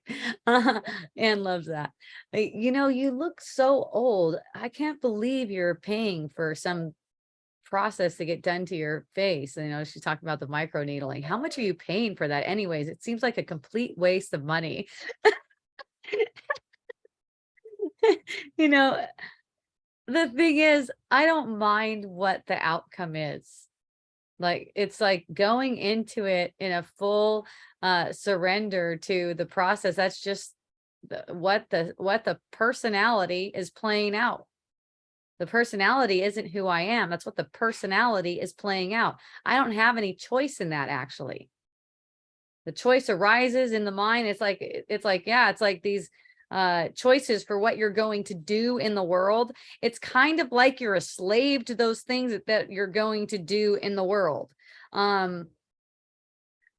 But you don't have to be enslaved like that. It's like, it's just watching these things play out, because they are playing out in your view. You're not actually doing them.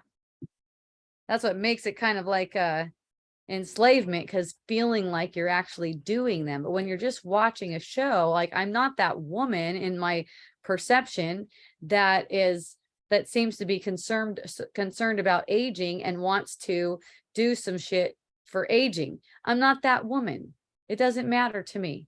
So in that the woman Hope, which I project into the field, can just be relaxed in whatever it is it's coming to the manifestation. The tension around it, the mental tension around it, can be released. That means that she's got no responsibility for how it turns out. It could turn out worse, and it's fine. There's not a guilty feeling about that.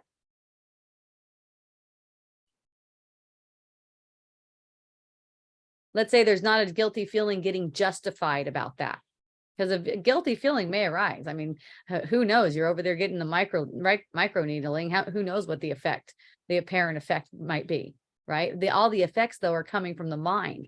It would seem like something, like say something, I don't know, skin cancer, let's say, the apparent result of it, right? Would that be a cause for guilt then? No.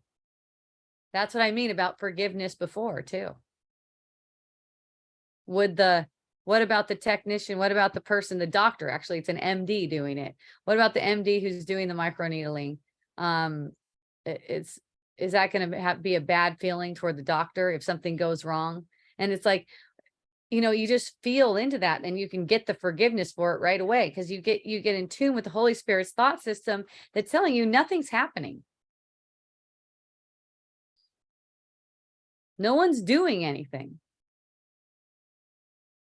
Look at the patterns, though. I mean, I've heard before of a person getting a massage and thought that they were massaged wrong. They start blaming the masseuse for them feeling pain in their body sense. And that's really what the ego would like all these kind of services to be set up for.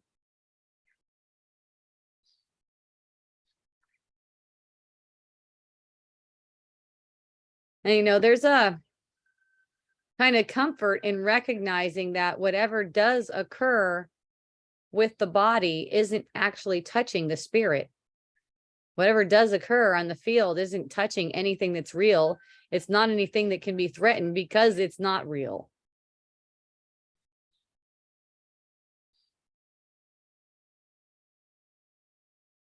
So let's say that thing goes haywire, right? It's just the same because of the way it's used. Also, look at it like this. Whenever you have any services, or you're buying something from someone or anything like that, it's always because it's maximally beneficial for you two to interact. That's also how I see it. Like if I'm paying money or anything. So it's like, it doesn't have to turn out any particular way. It doesn't have to turn out, like, oh my goodness, this really worked. Look at me, I look 20 again. Doesn't have to turn out any particular way. It's just what it is for. And you're just going to be drawn to the things that you're drawn to automatically. It's nice. It's fun. It's playful.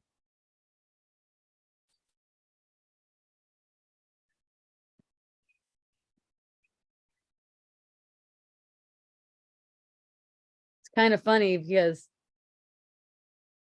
the body's not a reality and it's on a trajectory toward death. And it's just kind of funny using a little tool like one of those micro needling things, trying to get it to go slower. I gotta tell you, it cracks me up. A lot of the times I'm just trying not to laugh while I'm in there.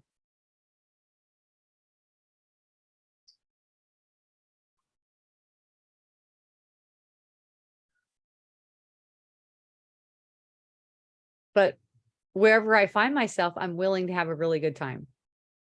Whatever kind of situation I find myself in, whatever I seem to be drawn to, I just like to have a good time with it.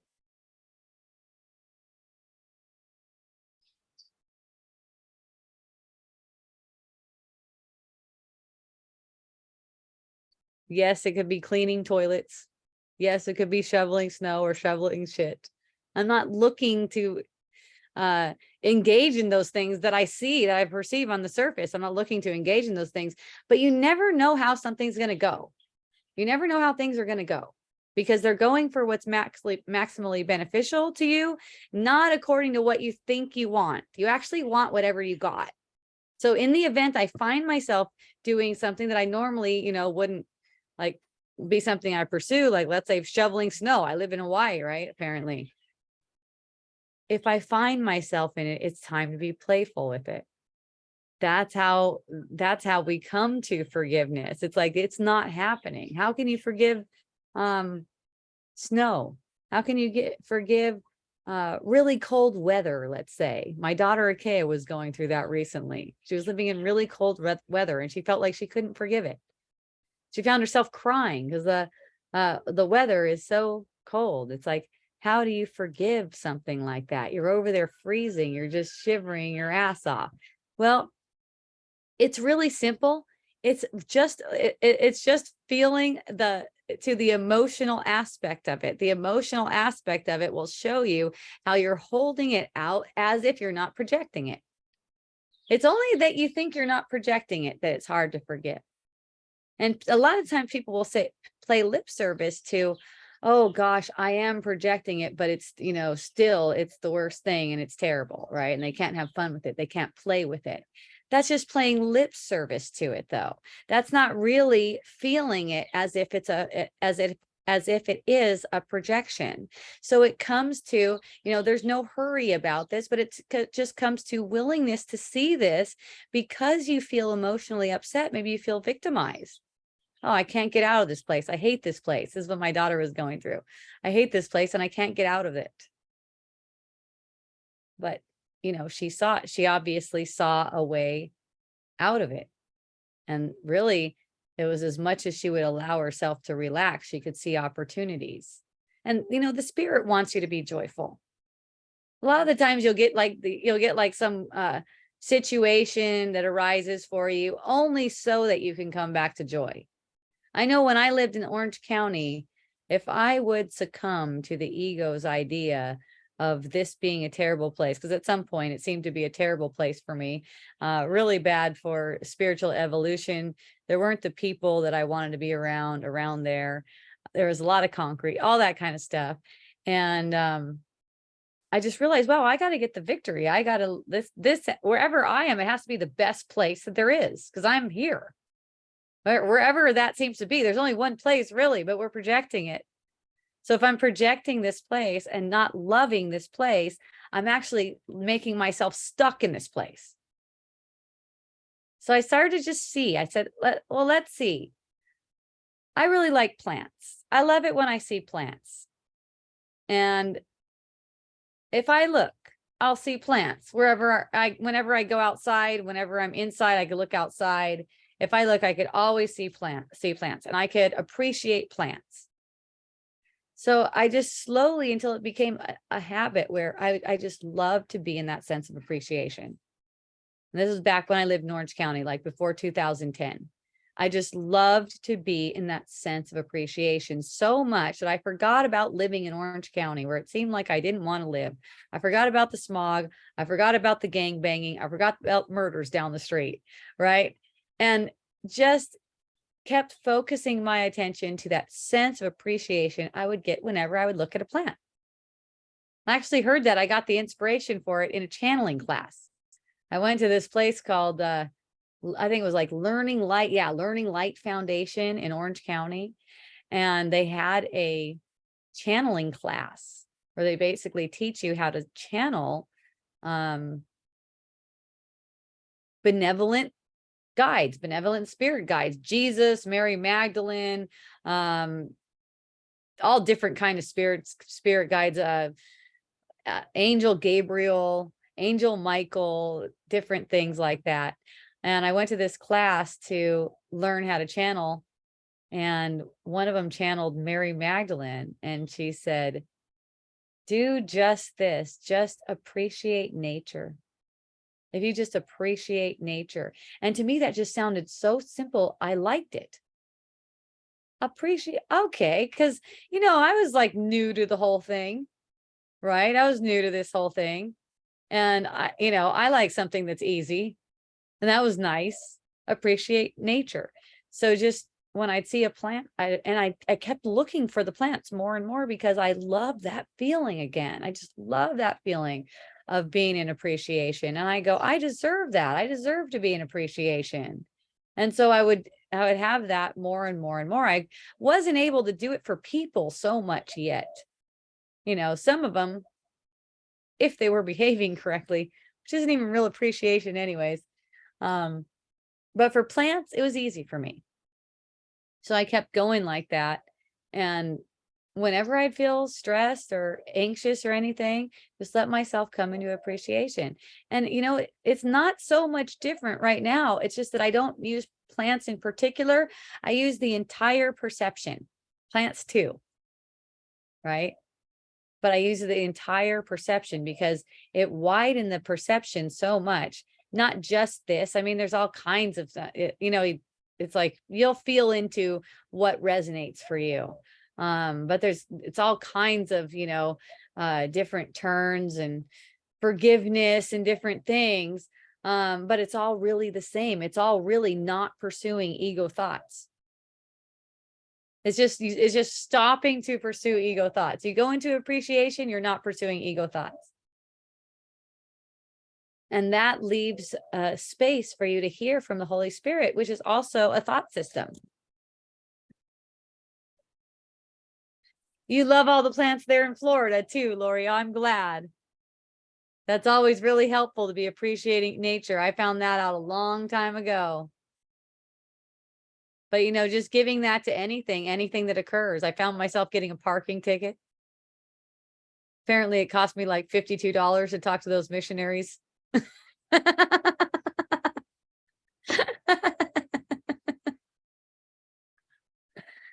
It's like, it's all nothing. It's all nothing. It's nothing to get up in arms about. And it's like, it's all giving you for the demonstration to your own mind that, hey, this is nothing. There's no setback. There's no financial setback. There's no such thing as that.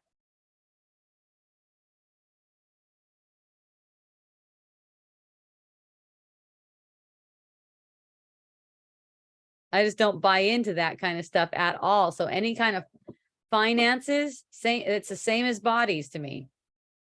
They're used to undo the guilty thought and set the God's son free from this purgatory, hell, whatever you want to call it. Money is the same as anything else. It's any kind of body. The table, the essential oil. By the way, it's musk. What I'm smelling is musk. You can find it on our website, miraclebotanicals.com. I think there's only like 15 left or something like that. Even the ones someone cuts down when I don't want her to. Oh, I know what you're talking about. One of your neighbors cut down some plants that you did not want cut down. Yeah, that's an opportunity. You saw that very well. Lori was telling me about how she noticed that visceral sensation that I'm talking about when you're triggered.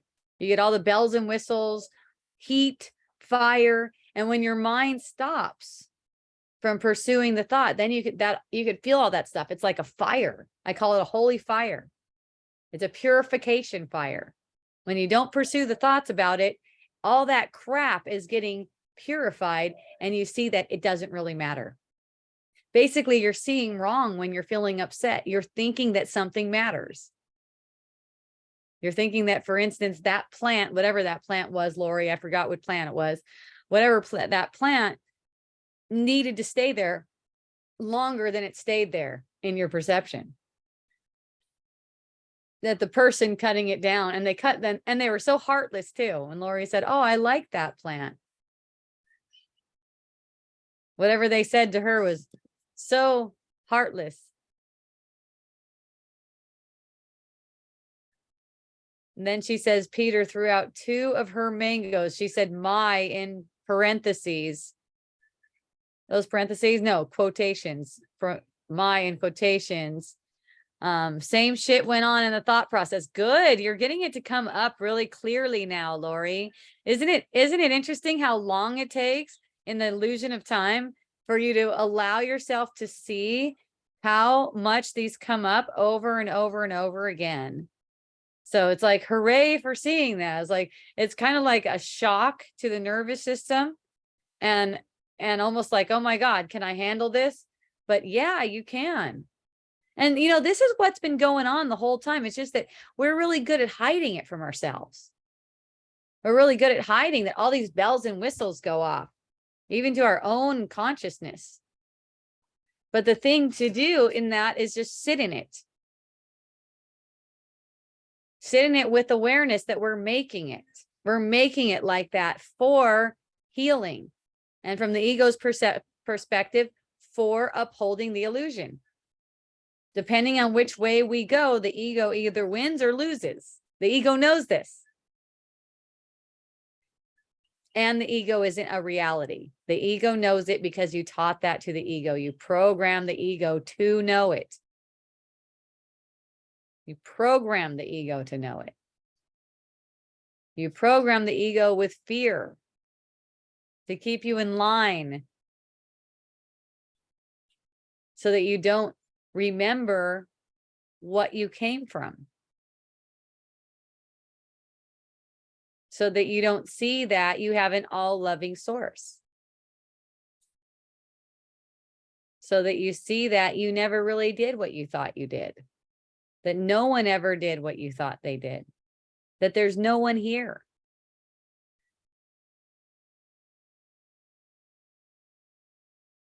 It seems like I got through that fear that there's no one here. I don't know. It hasn't been coming up.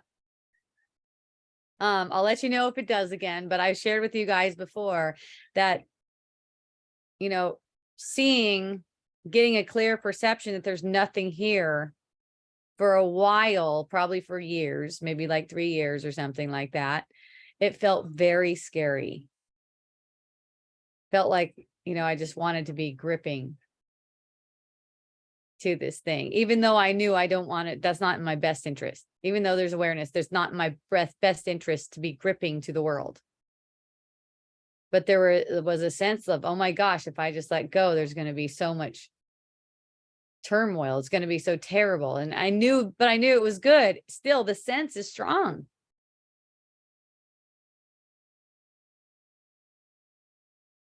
Now I'm seeing that there's nothing here, and it's such a sense of relief. It's like, thank goodness there's nothing here. It's such a sense without that fearful undertone, like, oh my God, what if I lose myself? It's, to me, it's like, it's come to the point where there's never a need to return to victimizing myself. There's never a need to return to that. Like someone, even in business, for instance, like this weekend when I saw that I got a ticket, it was like, I didn't even mind.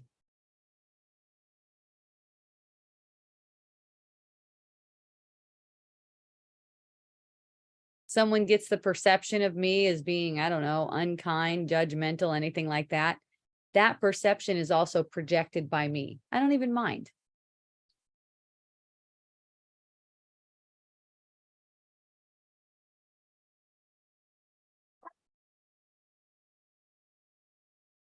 I get it.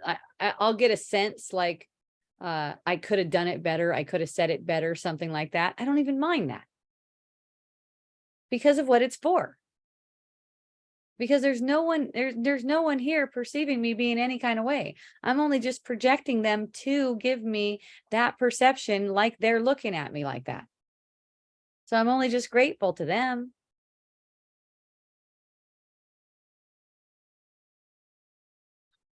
That's why the people who came up to me this weekend, I just felt so much gratitude for them. You know, it's like, I don't need to change their mind or anything like that, but they were curious. They're like, well, I just want to know how it's like this. And then it would be some defensiveness. I'm like, oh, well, I don't need you to see it my way. I don't need you to agree with me or anything.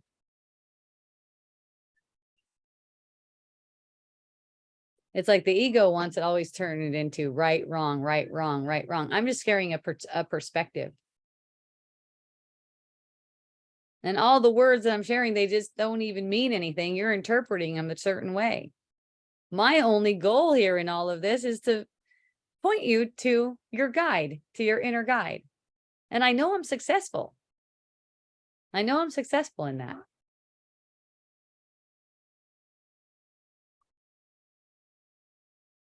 Even if you try to convince me that you've gone into the dark side, however you try to convince me of that, there's all different ways of that.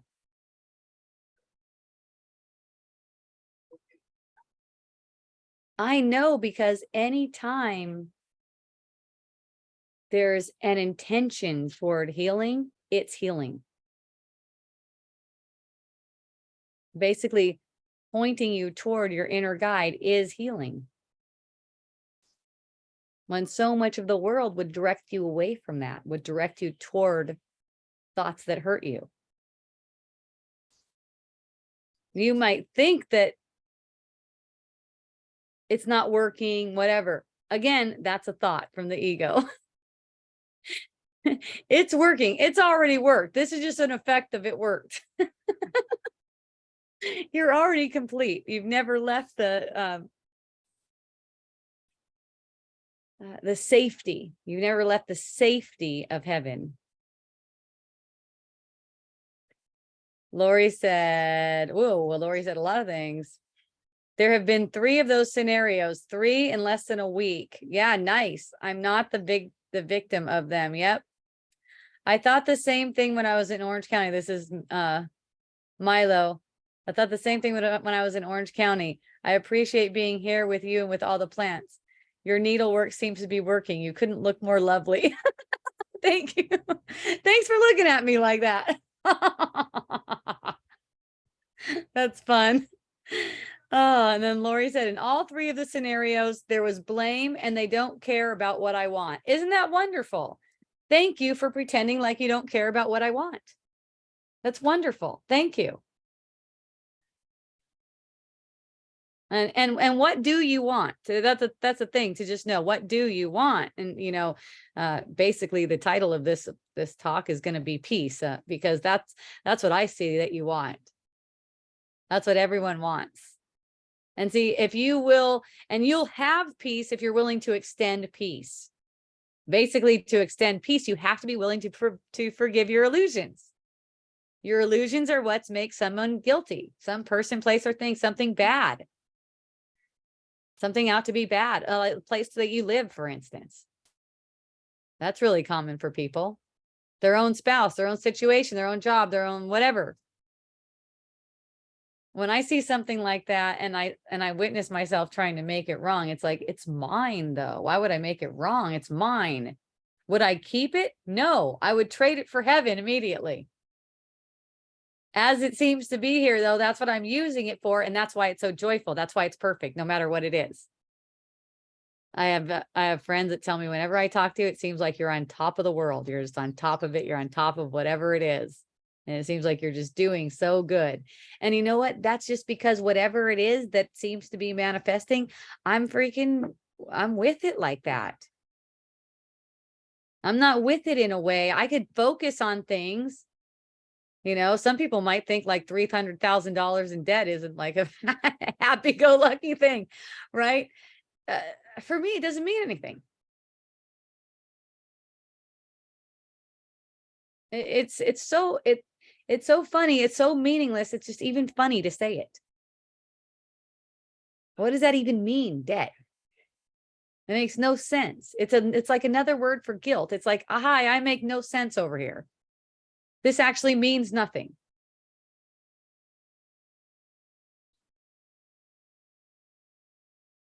When the mind is purified, as it gets purified, these things just become more and more meaningless. Like things just occur in the field. You don't have any say in it. They just occur in the field. You would either attach like a guilty, fearful thing to it or not. I think it's exhilarating. I think the idea of it is exhilarating. Ooh, 300,000 in debt. What's going to happen? And I've been talking about that for a while, probably more than a year now.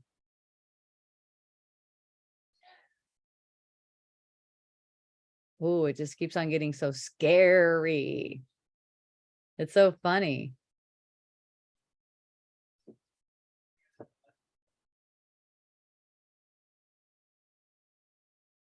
So peace is simple because that's who you are.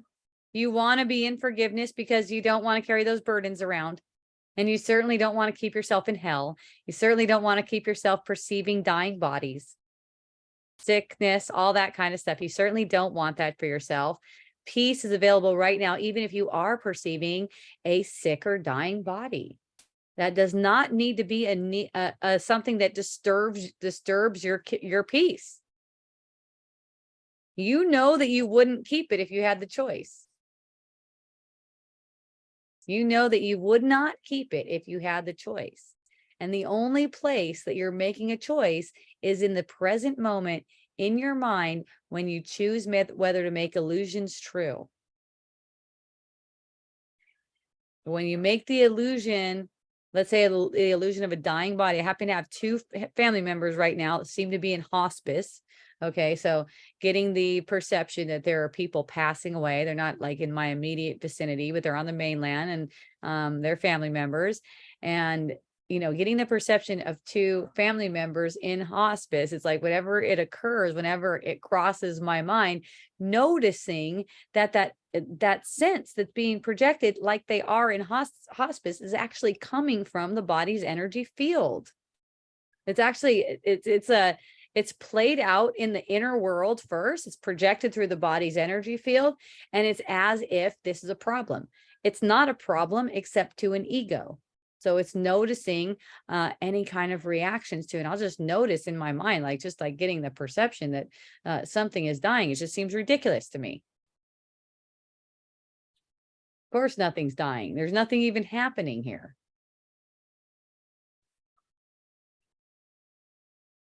Would I keep it? Of course not.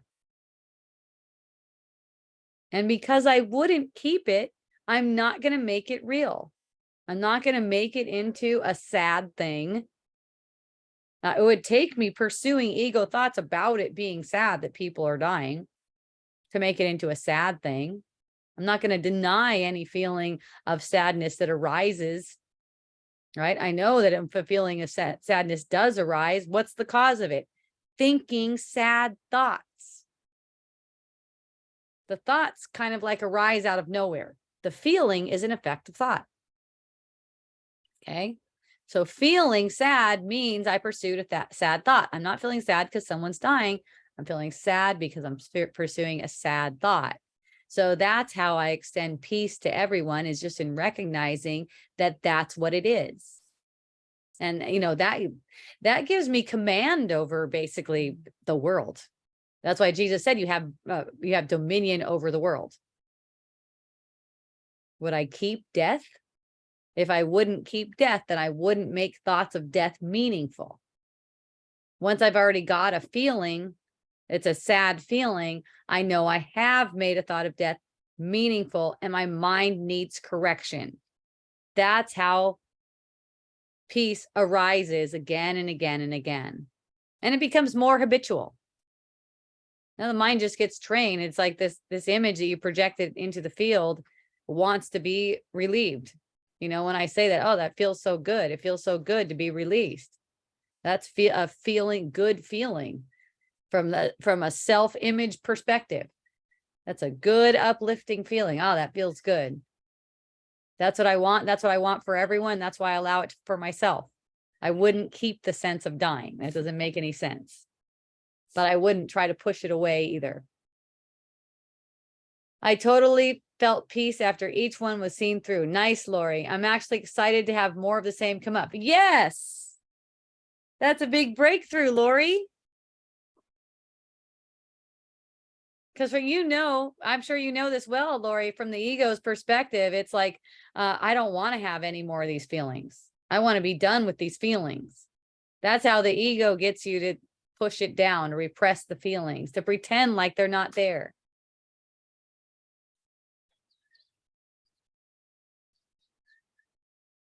Feelings are also an illusion. No one is responsible for your feelings. The only thing responsible for your feelings is you pursuing thoughts that make the feelings project. So peace is entirely a choice. It's a choice that you will definitely make. That's what's inevitable. You'll make entirely, wholly, fully a choice for peace, and this veil will be lifted.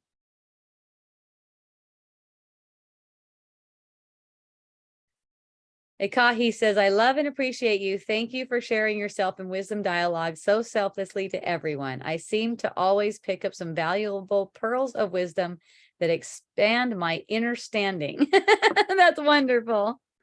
How fun that you like that word too, understanding.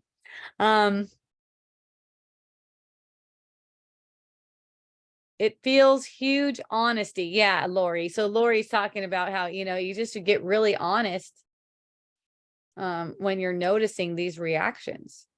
It's like when you're willing to feel that, there's this honesty of, wow, there's this identification with a thing in the field. That's basically identifying with the ego. And you can tell because this barrage of, it seems to be overwhelming to an ego, but it's always there. It's all, it's always making effects in the field. That's the only thing that's making effects. The thought and then the feeling. It's like there's a thought, there's feeling, and then there's like material effects, like things that you seem to do, things that you seem to project that other people are doing, right? But it's really honest to stop there in the feeling sense and noticing that you are projecting that. That is a projection of thoughts, wrong thoughts, thoughts that need to be corrected, thoughts that you can't correct on your own, but you could give them over for correction. The way A Course in Miracles says it says, bring your illusions to the truth.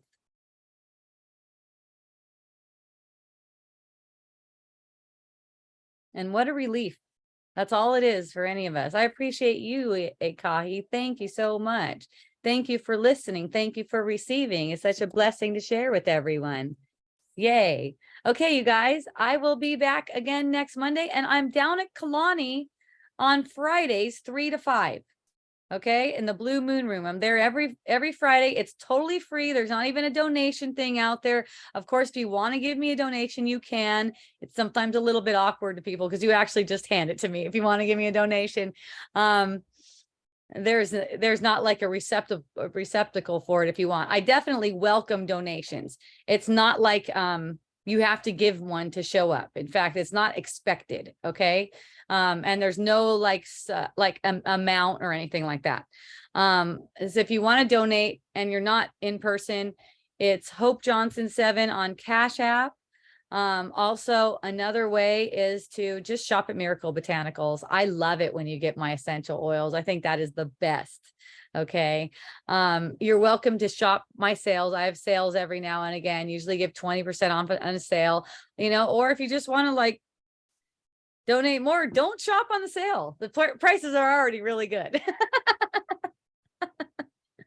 They're already really good prices, especially for all the love and pure plant medicine.